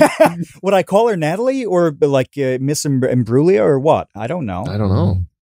I don't talk to I haven't talked to this kind of butcher enough to know how to have that conversation. That's right. That's but right. I get the moral of today's podcast is you have to start somewhere. Mm-hmm. You have to start having those conversations if you want to get something good out of it. I love when a company fucks me over. I love when Adobe tries to charge me like $150 to cancel some shitty subscription that they sign me up for automatically, because that means I have an opportunity to really shout at someone on the phone and have no repercussions for it. You should hire that out as a service, because I would hire you to do that for me. Would you want a service that lets you, that gives you reasons to be upset? No. I want to hire you as the upset guy on my behalf. You'll just pretend to be Kevin. Yeah, you're like, yes, this is Kevin Lieber. Yeah. And I'm extremely mad about this, dude. NFL Plus subscription that you charge me for. Sometimes I'll make I write little notes down on sticky on little Post-it notes. So I'll have a playbook going into the call. It's like a flow chart almost. We're okay, if he doesn't budge this first time, now I got to bust out the fact that I've been a paying customer since 2017, and this is really making me feel like I'm valued here, that kind of shit. Louder and louder. The text becomes bolder and bolder. I love the idea of a service here that could get enough traction worldwide that customer service representatives would know that it existed. And so you call up and you're like, I'm calling on behalf of Kevin Lieber and this is Schlatt. And they're like, oh shit. Oh no. Oh, it's awesome. Like when Batman or something busts through the glass and they're like, oh, it's the bat. And they all scramble. It's that Schlatt. level of surprise. It's the Schlatt. It's the Schlatt. It works. It's the same thing.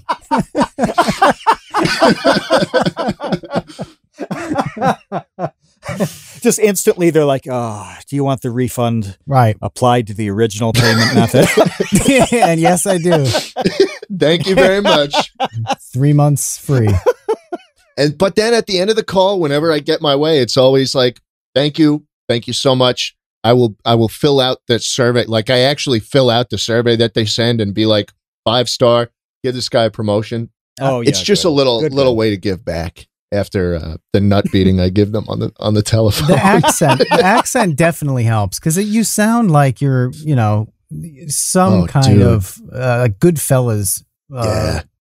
And not, when I get not heated, thug. I don't know what the word is, but henchman when I get heated, it really comes out. Really comes out. There is something menacing about like a really good, like Boston accent or New York City and that, New Jersey. There's something menacing that there's no Nebraska accent that terrifies you. There's nobody that's going to yell at you from North Dakota.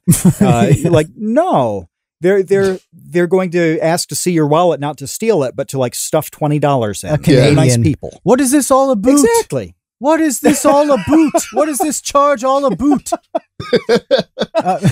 That's amazing, though, that there's this corridor, this Eastern Seaboard / New England corridor from New Jersey up, and it stops too because people from Maine aren't terrifying. No, they're the opposite.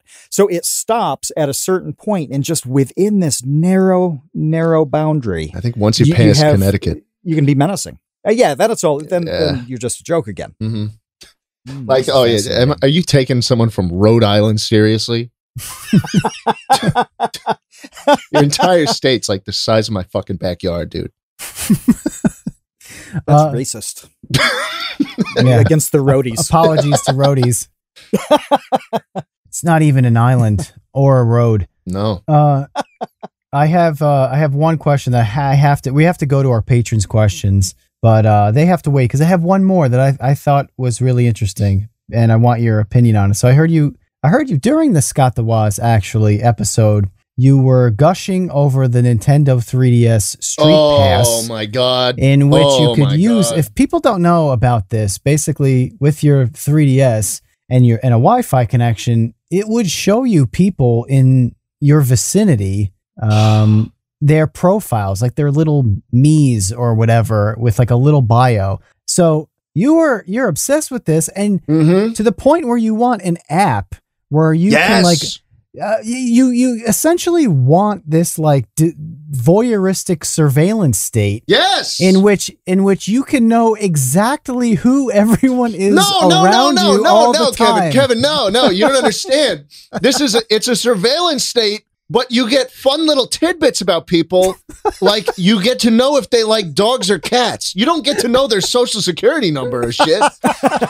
It's just this fun little thing where you pass someone on the street and then you just swap a couple little bits. What's your first name? Do you like cats or dogs?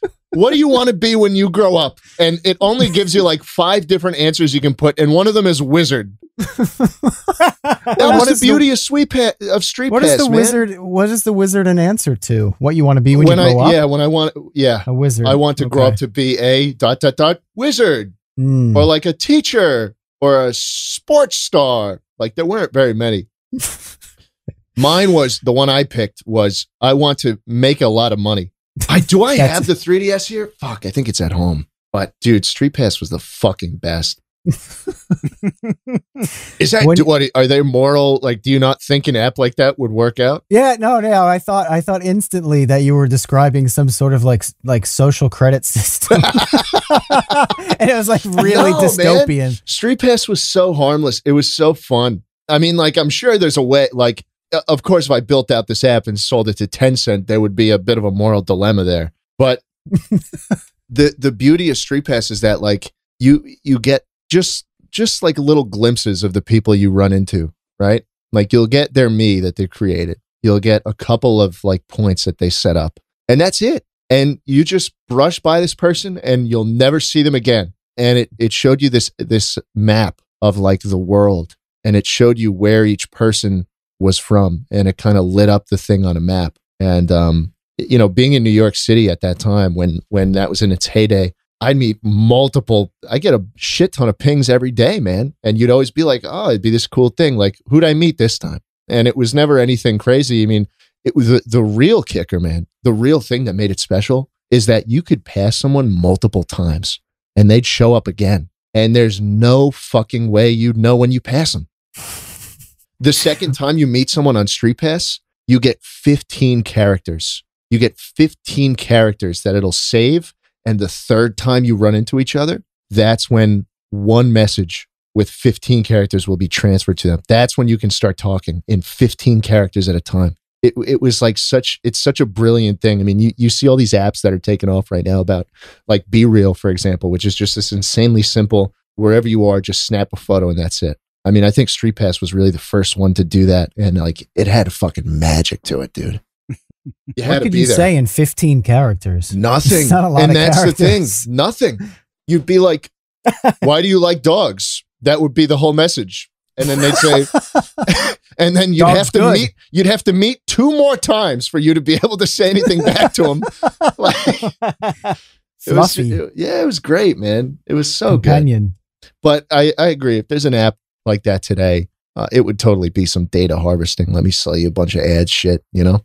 You could just put a sticker on your shirt. I mean, what you've described here is sort of an icebreaker activity for a bad sleepaway camp. Yeah.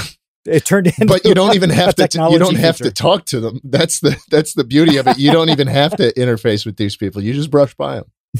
We should just wear t-shirts that have a 15 character message on them. That's it. But you're not allowed to acknowledge it. Nobody else can acknowledge what's on somebody else's shirt. They just have to read it. Man, I loved Street Pass so much. It was such a pleasure to see that little green icon on the 3DS light up. Man, you're like, oh, who's it going to be this time? I met someone in my Street Pass plaza named Mommy 3 times. The Mommy? Yeah. And you didn't get groomed. I never saw him in real life. That's the beauty of it. You can run by. There's probably like a murderer or someone in my Street Pass plaza. There's probably a couple dead people at this point, to be honest, because I mean, shit, that was like 2013.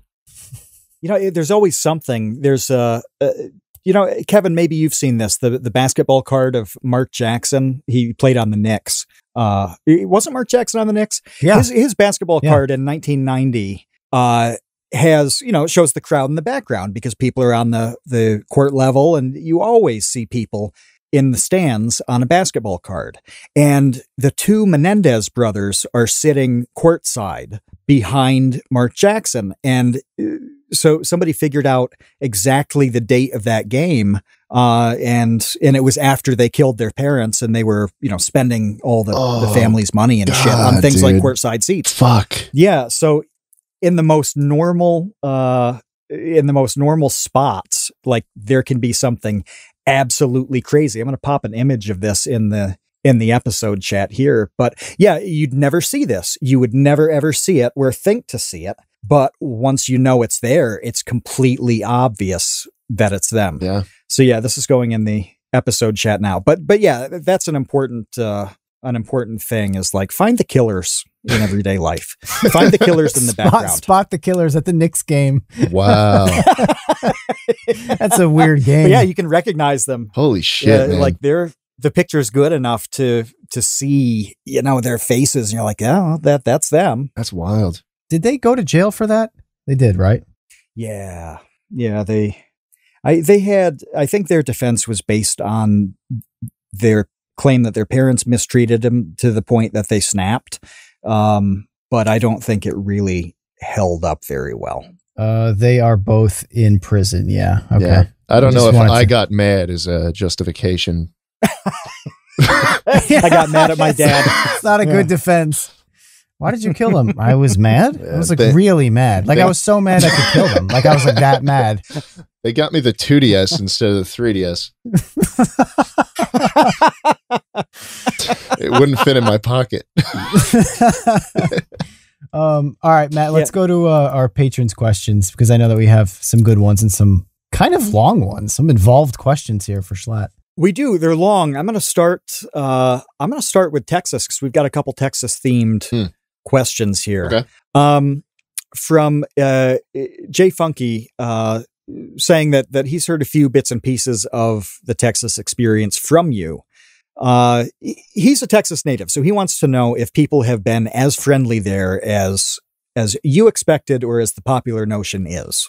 So I'm a walking billboard for New York still. I'll wear the New York hat. I got some 9/11 t-shirts that I wear a lot. And anyone who can listen to me speak for a second is immediately like, oh, this dude's a city slicker, you know? The beauty of moving to Austin is that everybody is a fucking transplant. And so you don't really get shit on for it. But I will say, if I go down to, Ox Ranch, for example, which is where we blow up all that shit and we do all the flamethrower, like the crazy Texas shit that you think of when you hear the word Texas. Like I am not for a second going to tell anybody there in the lodge that's in like full camo, just chilling before they kill animals. Like I'm not going to tell them, I drove from Austin, right? Like, let alone say I'm from New York, because I feel like it is a bit more prejudiced once you leave Austin. But I've never had any like bad encounter. Like they'll just scoff a couple times, but I've never had a shitty experience. I think people in Texas are pretty nice. This is what it's like with the upstate and downstate divide. When you people come up my way, where it's like we just talk the shit once you're out of range. So you never hear anything bad. It's just it's once you're gone. Right. But you mentioned blowing the stuff up. There's another question about this, about you firing the 50 caliber BMG. Ooh. And says, I know you used to play a lot of Call of Duty. Have you had the chance to fire your favorite video game guns in real life? Yes. And if so, what did you like the most? Dude, the MP40 from COD 4, or was it World at War? World at War, dude. Holy shit. What a fun little gun, dude. It doesn't kick at all. It's just like you're holding it. You're like, is this thing shooting right now? Such a cool experience. There's that little of a sensation and a kind of kick with it. Yeah. It's very light. Like it surprised me. I usually, like you go to Texas, you shoot some big ass fucking guns, like some of the HKs and stuff, which kick like a fucking mule. And then you just grab this MP40 that they've got on the shelf, and it's just a little pea shooter. And you're like, fuck, why did this thing kick so much in World at War? Like, why does the MP5 kick so much in Tarkov? Like, are you fucking kidding me, dude? Like you can shoot. It's a fucking laser beam, the MP5. There's no kick to it whatsoever. Submachine guns in general, man, are very fun to shoot. I see that it has the 9x19 Parabellum round. And that would make sense because that's so little. Yeah. I mean, it's basically, the idea was to take a handgun round and then put them in a larger gun that, could be used like the submachine gun, whatever. But it's still based on a really standard handgun round. So that makes a lot of sense. So you just popped away with that, huh? Yeah. Yeah. It's got like 30 in the magazine. Just keeps going. Like I initially instinctively pulled it in towards me, and I didn't even need to. Like you could just fire that thing from the hip. Wow. It'd be fantastic, dude. But I mean, in terms of spectacle, they got this thing at the Ox Ranch where it's just a straight up flamethrower, and you just I saw they give you a backpack full of that shit. Every time I'm out there, I have to.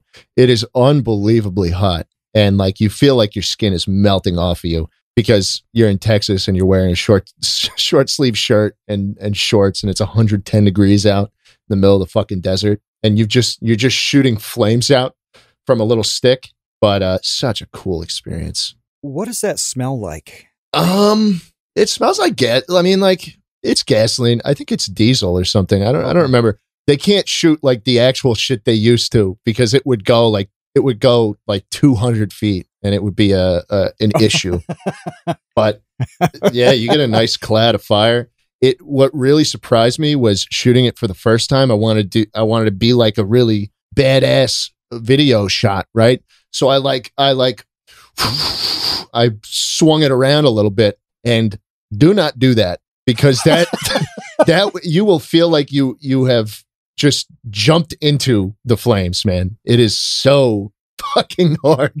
Kevin, are you going to shoot a flamethrower? Is this on your bucket list now that you've heard how unique the experience is? Who would say no? Would anybody not? Yeah, you got shoot a flamethrower? It seems awesome. There's a great photograph from did Sigourney Weaver use a flamethrower in Alien and Aliens? I know she used one in Aliens. Well, anyway, there's like a production photo, like a behind the scenes photograph of Sigourney Weaver learning to use a flamethrower, and she's just like in a field or something, blasting this flamethrower, and the flame is insanely long. It's a really, really, really cool photo. Yeah. And yeah, like just look at that photo and say, yeah, I want to do that. I don't say who would not want to do that. It seems great. Everyone should do it once, you know. They've got cooler stuff there, but I think in terms of like an actual cool experience where you can interface with the weapon, the flamethrower's got to be up there for one of the coolest things. You just send fire wherever you want. And they got tanks and bigger like artillery weapons that you can shoot, but it's not, I mean, they're connected to strings and you have to stand away from it and you can't aim it and you just pull the string and it goes off like 15 feet away from you. And I mean, it's cool, but nothing beats, you know, actually interfacing with it. And the flamethrower definitely takes the cake. I found the photo. I'm going to drop it in the episode chat. And if anybody is listening and is not here with us live, just Google Sigourney Weaver flamethrower. This photo is insane. Man. So as you were describing that, I had this odd deja vu flashback in my head describing the heat sensation on a hot day and all of that. I was listening to an audiobook a few weeks ago about the Pacific War and World War II, and they were describing the small operations in island hopping, like going to places like Tarawa and dealing with very dug in Japanese. And there was a part where a guy gave a testimonial about what it was like to shoot a flamethrower, and it felt verbatim what you just said, like feeling that heat on your skin and the range of motion having an effect on how you felt the heat. So that was really fascinating. And then you saying like, hey, this is really interfacing with the thing as opposed to pulling a string. It really sounds like you got the full experience on that. So that's really cool. Yeah, dude, it's such a cool fucking thing, man. I don't know if What's next? I mean, I've shot the 50 cal as well. But again, it's like, it's on the ground. They don't let you pick it up. Not that I'd try to shoot that thing shouldered, like raised up. But, I mean, you're holding the fucking flamethrower. You can decide where the fire goes. I don't think many things are as cool as that. And what's, on the bucket list with this? Is there a white whale that you want to experience or shoot? I don't know. I mean, I think that place I usually go to has all the fun ones for me. I mean, again, in typical gamer fashion, how all my dream cars are from Need for Speed. All the guns I've wanted to shoot are from the old Call of Duties. So the Garand is another huge one. I got to shoot that thing. Such a cool, like it pings, it drops onto the pavement, makes such a cool noise. That's the joke, is what's the sound of 8 dead Nazis? Yep. Ping.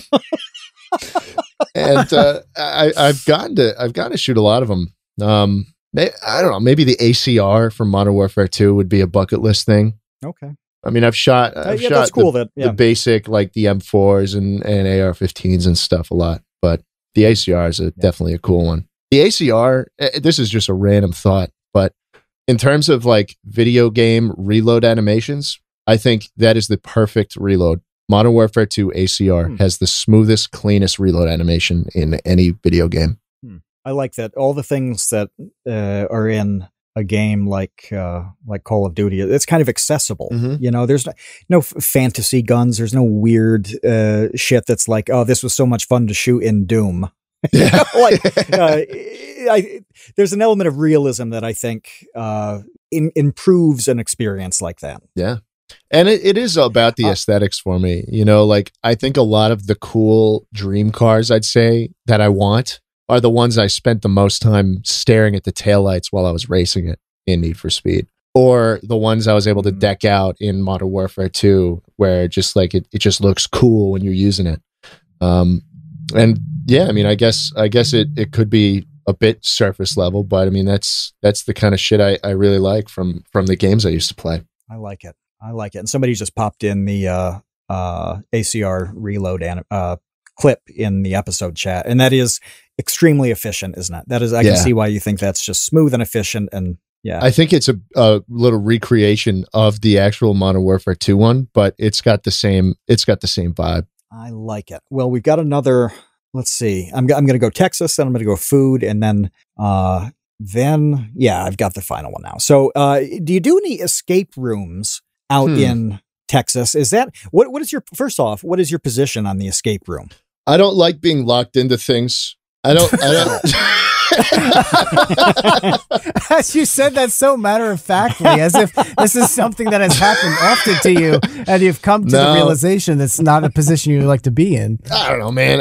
I've never really been too into the idea. We've done a couple of break rooms, like the things where they'll just give you a car and you like smash it with a baseball bat and like rip off the doors and shit. But I've never really had the urge to do an escape room, or I don't know. Maybe it's a claustrophobia thing, but I don't like feeling like I have to do fucking math to get out. Feels like school again. Are you going to be cremated so that you don't have to be trapped in a coffin for eternity? Maybe. That's a good question. I haven't really thought about that. I feel like there might be some shit where you can like beam up to one of those Black Mirror worlds where you're just, or like that thing from Soma where you where your brain just kind of goes up there. But then it's a thing of like, okay, well, that's not really you. That's just a copy of you and all that shit. So I don't know. Why don't you get cremated, get compressed into a bullet, and then get shot out of something you really like? That is the hardest shit I've ever heard, dude. Holy fuck! Most people want to be like Hunter S. Thompson did, basically. Dude, don't most people want to be turned into like a tree or something? You suggest I get turned into a bullet and like shot?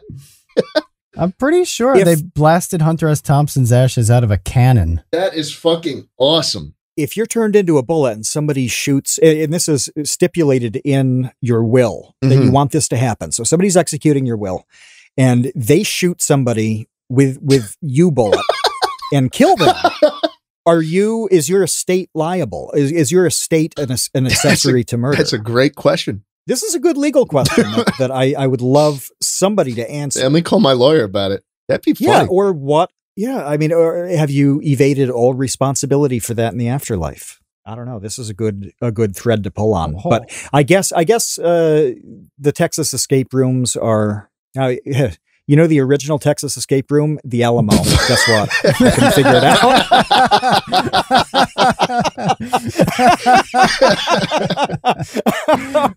Man. So Dan the Latch is a pizza guy. Wait.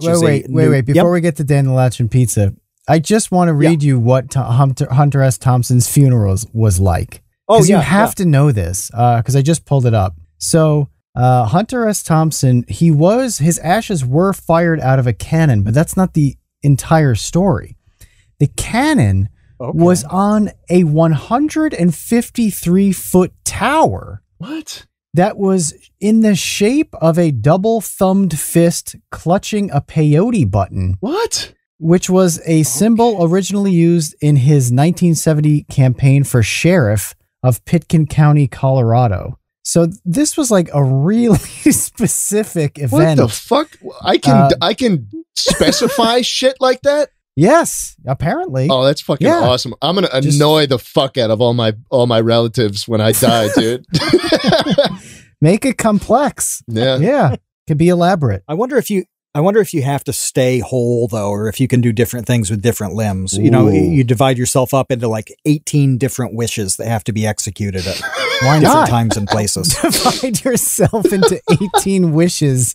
What a morbid way of describing that. But yeah, it's like the Horcrux in Harry Potter. I was gonna say it's like what are those scavenger hunts that they do with the GPS or whatever? Oh, the geotagging? Is that what it's called? Geotag your body. Geocache your body parts. Yeah, there you go. Sorry, we can talk about pizza now. Yeah, thank you, VibeCat, by the way, in episode chat for appreciating the Horcrux reference. I guess these two aren't I don't know Harry anything Potter about fans. Harry Potter. I have Sorry. never read a Harry Potter book, and that's why I'm successful. Oh, the main villain divides his soul basically into like 7 parts and then does different things with them. So there you That's go. fair. okay, well, back to pizza. Dan is a big New Jersey pizza guy, and he defends it to the end. Okay. And we've seen this happen. It is the hill that he dies on. He wants to know what those brain-dead backwater bumpkins are putting on their pizza out there. So I will be brutally honest. I don't hate the chain pizzerias like Papa John's and Domino's. I don't hate them. Okay. And in Texas, I don't either. they taste the exact same way they do it up in New York and New Jersey. But there is a distinct lack of quality in the like mom and pop shop places, and just a lack of them in general, because I don't know, it's just not as good. There's some places that tout their New York, New Jersey style pizza over in Texas, but 9 times out of 10, they're going to leave you very, very underwhelmed. And at best, I've only had a decent slice from one place called Sacone's out in Austin. I don't know if they're a chain or anything. They might have a couple locations, but that's the best slice of pizza I've had in Austin. This is for both you guys, and Kevin, you might know this especially, but do you think there's something about the water being used to make the crust Absolutely. that makes a difference? Do you think that's a real thing? That's what they always say. It's always the water, baby. It's the fucking bagels too. The That's what I was bagels and gonna the say. pizza, man. The- That's I think the bagels prove the theory. yeah. Because if it was just pizza, you could be like, I don't know. But it's also the bagels. Fool me once, shame on you. Fool me twice. There's something going on with that water that makes delicious man. dough. Well, I mean, New York City has a bunch of huge reservoirs of water, of natural water that I don't even know if they filter that shit. Like I watched a video about it. Like it is some pretty insane setup that they have to get water out there. It's from the mountains. Where are we getting water from in Austin, Texas? Like you got one shitty little lake that people swim in all day. We're on the I can tell you brink where of you're a getting desert. the water in New York. It's literally what leaches out of my septic. It's my piss that dribbles down through the Catskills and then into the Hudson. And then it's like, oh, this pizza's amazing. Yeah, enjoy my piss pizza. But that's exactly what it is. Well, you're putting the pee in pizza. No, I have wondered that though, that it's like, the pH of the water and like the presence of this thing or that thing. And I'd forgotten about bagels, Kevin, because that came up on something I was watching. And I wondered if you guys thought it was real. So the conclusion is yes. It is. I think it is. I think there's some degree of truth to it. And I don't know the science behind it. I'm not going to pretend like I do. But the fact that you're really unmatched in terms of pizza and bagels, I don't know, man. Yeah. Something going on. Well, let's go to hot dogs. Do you have an opinion on, and have you tried hot dogs with peanut butter on them? Because Isaac has brought this up. We were supposed to, Kevin, we forgot this. We actually ate a real meal at a steakhouse, but we promised Isaac that we would have a hot dog with peanut butter at VidCon, and we forgot to do it. I forgot completely. Is this a thing people do? Like, is this a regular topping on hot dogs? It wouldn't have occurred to me. I'm asking him now where you'd even do it. I mean, obviously you can slather some peanut butter on your hot dog at home, but if this is so good, isn't somebody doing it? Wouldn't you be able to order it somewhere? It'd be a delicacy from somewhere. I mean, I've had it on burgers and it's good. Peanut butter on burgers? Yeah. Oh, yeah. shit. Yeah, it's really good. It depends on, it's obviously you're not going to put like peanut butter and ketchup, but if you do like peanut butter and then like some diced sauteed onions on a burger is awesome. So you're inching closer to the... I mean, I love hot dogs. I love peanut butter.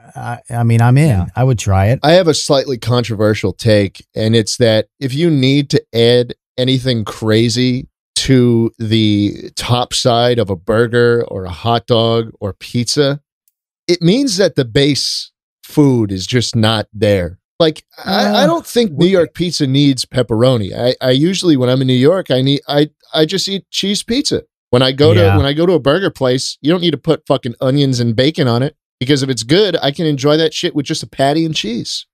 So I agree, but I think it can be a like an occasion thing. Like, you just spice things up every now and then. You have a peanut butter burger instead of a plain one. That's all. If I'm looking for a little bit of fun, I think there's a world where I try it. It doesn't immediately, like one of the guys just posted a picture of a hot dog with peanut butter and bacon. And I didn't immediately recoil from that. It might be good. I bet it's good. Yeah. I bet that one works. Yeah. I'm imagining you, by the way, you're with the love of your life. Let's say it's this beautiful woman and she comes out in a really nice dress to go somewhere. And you're like, if you have to dress up that body.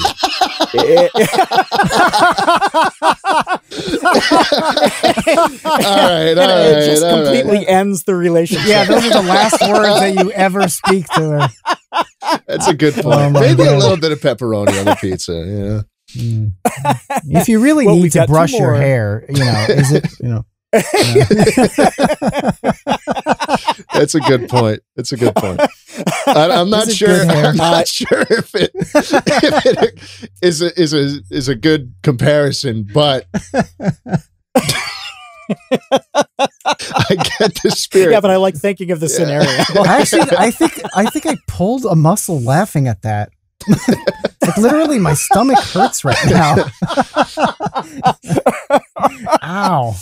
That was really concerning. We know that you're a candle guy. There's one from Letterman here. And another thing as you were talking that I thought of you doing is like a night out with the boys. You're like, real quick, guys, I got to jump into TJ Maxx. I've got money to burn. Load up on candles. But he wants your thoughts on the Gwyneth Paltrow candle. Oh, the vagina candle. I bought it. What do you think about this? I've owned the candle for years, man. I've lit it a couple times, and it is absolutely grotesque. It doesn't smell like a vagina. Not that I know, but I don't think it would smell like that. And also, I paid like $100+ for this shit, so I feel like I'm getting a bit ripped off. Definitely one of the worst candles. What would you describe it as? What do you think it does smell like? It's like a flowery, muddy scent. It does not work. It really does not work. So like a flowery swamp? Yeah. It's in this office somewhere. I don't know where, because we tend to throw it around a bit during recordings. Someone might have even stolen it. But yeah, it is not a nice scent. And I do pride myself on my selection of candles, and this is certainly not one I'd light when anyone visits, unless I want to be like, hey, guys, you like this one? Yeah, it's a pussy one. I'll actually tell you. I'll tell you the scent I use when I come into work. It's this nice scent from Chesapeake Bay, which is just another way for Yankee Candle to sell more expensive candles. It's the Awaken and Invigorate scent, lemongrass eucalyptus, and that is what I. Oh, I bet that is what I put on when I get to working. I wanted to ask you earlier, and I forgot. You said you spend a lot of money on candles. So what is your candle habit? Like, how quickly are you going through candles? I usually have one on. Let's put it that way. But how? So let's leave it at that. I mean, if it's is this too personal, too private? No, well, I mean, like they must not last that long if you're burning it all day. So here's the thing: I spend a lot of money on them, but I'm not gonna buy a huge candle if I don't know what it's gonna smell like yet. So I'll buy a bunch of the small jars, and I get through them pretty quick. Mm-hmm. Sure. Yeah, it's like a shot before committing to the handle. But I do have a couple mainstays, and the library scent from the Fixer Upper people, and then the Awake and Invigorate from Chesapeake Bay are two of my favorites. And then, of course, there is the Target brand Mandarin Hibiscus. That reminds me of thousands of Texans perishing. Is there a candle that you've used to drive somebody away? Because if somebody comes over and you want a nice inviting environment, I can see you pop on this or that.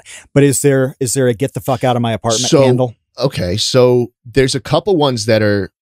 I think I would go with one that doesn't necessarily smell bad, but is kind of overwhelming. And so the way I do this is I'd maybe have a couple of candles if someone was over, and there's a couple scents I think that can be very hit or miss with people. gasoline is one of them, like the smell of a gas station. But I have not found a candle that smells like that, and I think it would be almost a hazard if a hazard if you had a candle that smelled like gasoline. A big one would be like a coffee scent. I'd say a coffee scent, or like a whiskey / like a cigar, like a humidor type scent, where you can light a bunch of them and it will just overwhelm you. Like it creates almost like an atmosphere where it's harder to breathe when you have a bunch of those things going, or just one in a small room. The coffee ones. I would have thought that would have been nice. So the problem is that in small doses, yes, but you can fucking hotbox a fucking room with coffee scented candles, and the stronger it gets pretty difficult. But you can get used to it too. So as a repellent, yeah. I love this I like weaponizing these scents in your house. That's good. Well, the next one we've got here, and I think this is the last before Kevin's got a question. This is also from Dan, and it's a real one. It's not about hot dogs and peanut butter. No, there's one that I have to insert here. You said that you could tell the difference between custard and ice cream by the mouthfeel. How far do your mouthfeel skills extend? In the realm of custard and ice cream, or just in general? In general, because I can see a texture difference between those two and developing that skill. So, but like, can you do it with other things? Well, I think you could even do it if you wanted to. Look at the wall right now. Do you see a little texture on it? You know what that would feel like if you licked it. You know, instinctively. Sure. I think it's a flat eggshell. Yeah, man. You know what a popcorn ceiling is going to feel like on your tongue, despite never having licked the popcorn ceiling before. Am I right? I think I have a very good gauge of understanding what things will feel like in my mouth. It doesn't hurt to get some practice in. Hello? I don't know what to say to that. It's such a strange topic. It is so bizarre. I like it. It's Kevin, you know, look down on your desk. What does the mouse pad feel like if you licked it? You know what it would feel like. It would be a little bit rough. Not too rough. I bet you'd know. You'd know. Well, I mean, you can touch it with your fingertips are very sensitive. So you just kind of imagine, transposing that onto your tongue. And I think I could imagine it. I instinctively know what it's like to have a big fat cock in my mouth. Not that I've ever had one, but I could mentally prepare myself for how it would feel running my tongue along the shaft, and maybe even on the tip of the head, or maybe the balls, maybe the scrotum. I could understand the textural difference between the shaft and the balls, and maybe the balls and the tip. Okay. It would almost be like a Neapolitan arrangement where you go from the balls to the shaft to the tip, and you start out rough and you get smoother as you go. You'd have to be circumcised, though. You throw in a Mandarin hibiscus candle and you're off to the races, dude. I mean, this is a completely new experience.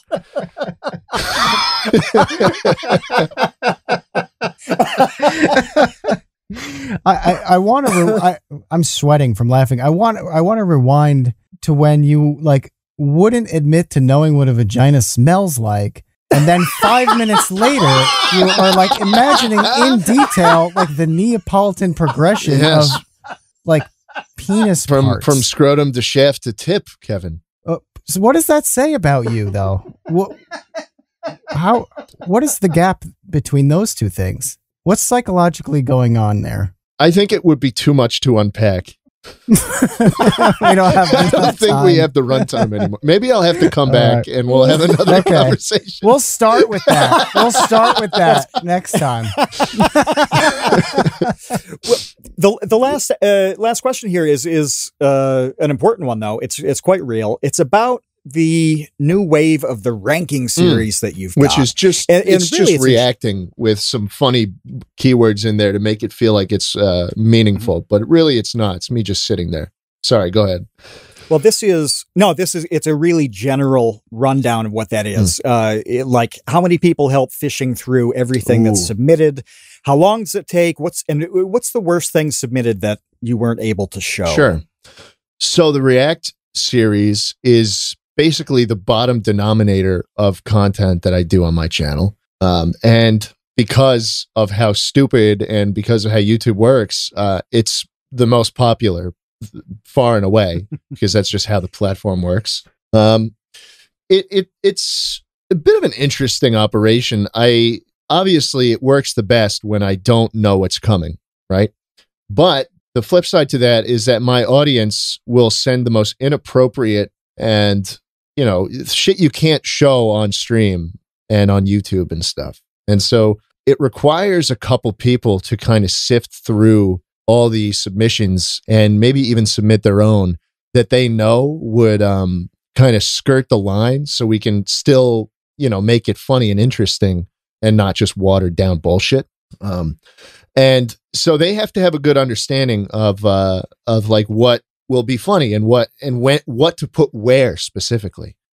There's times where they'll have a couple back-to-backs of a certain joke and like it's just unexpected, but that it just makes it so much funnier where, you have this one thing and then it goes into the next. It's the same shit. And I get like twice as pissed off, and it's stuff like that. You have to, I think for a lot of people, this would be like your Twitch moderators or maybe an editor who can select the content and make it work like that. And I think a bit of a unique thing that I don't want to say I started it, but I would say it has gained in popularity since doing it is having the audience submit their own content and kind of create their own instead of just reacting to videos that everyone's seen a billion times, right? So I'll do presentations and I'll say, hey, you there watching, send in a presentation on anything and then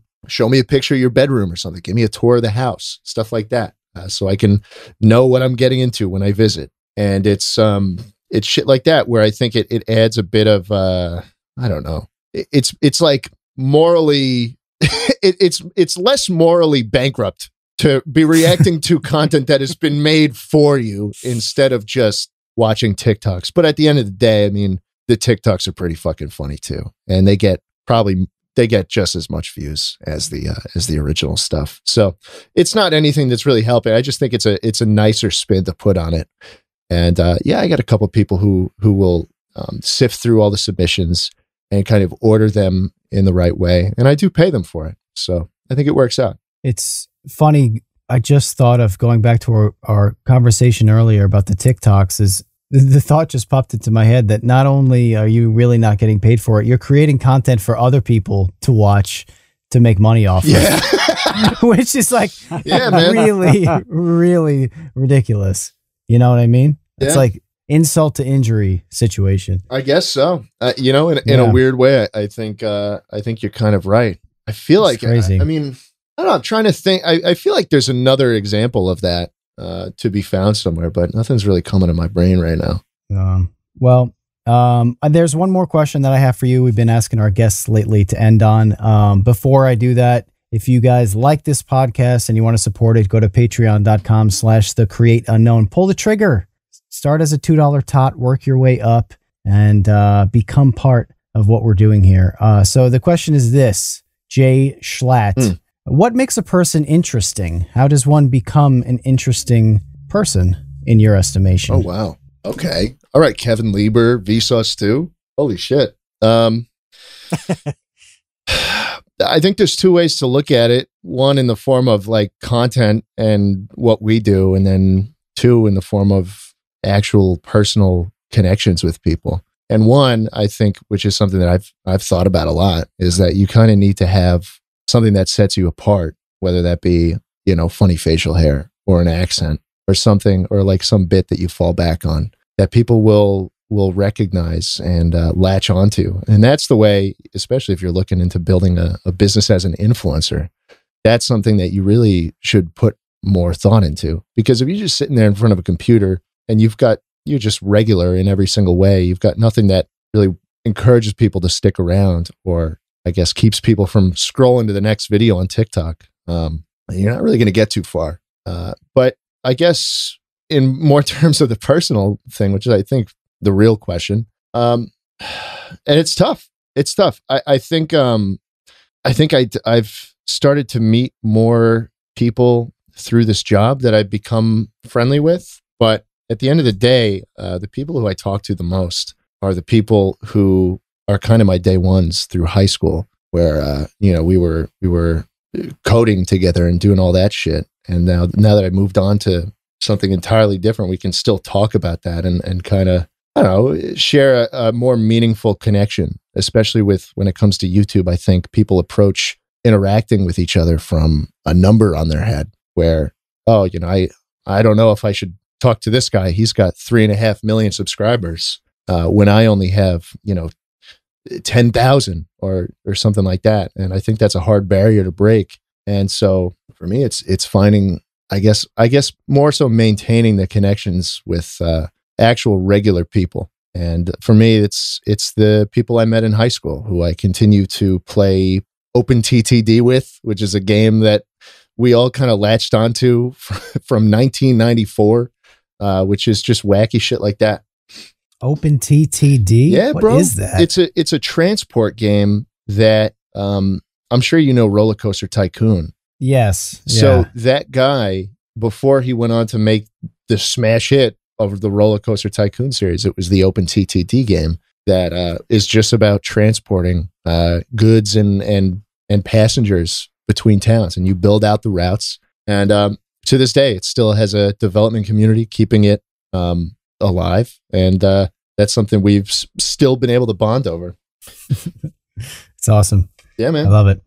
All right, we're gonna get you out on that. Schlatt, thanks for coming back, man. This was a pleasure. Of course. It had been too long, and hopefully it's not such a long gap next time. And we'd love your conversations. Last time it was residue. This time it was Neapolitan ice cream analogies. And next time we'll unpack all that.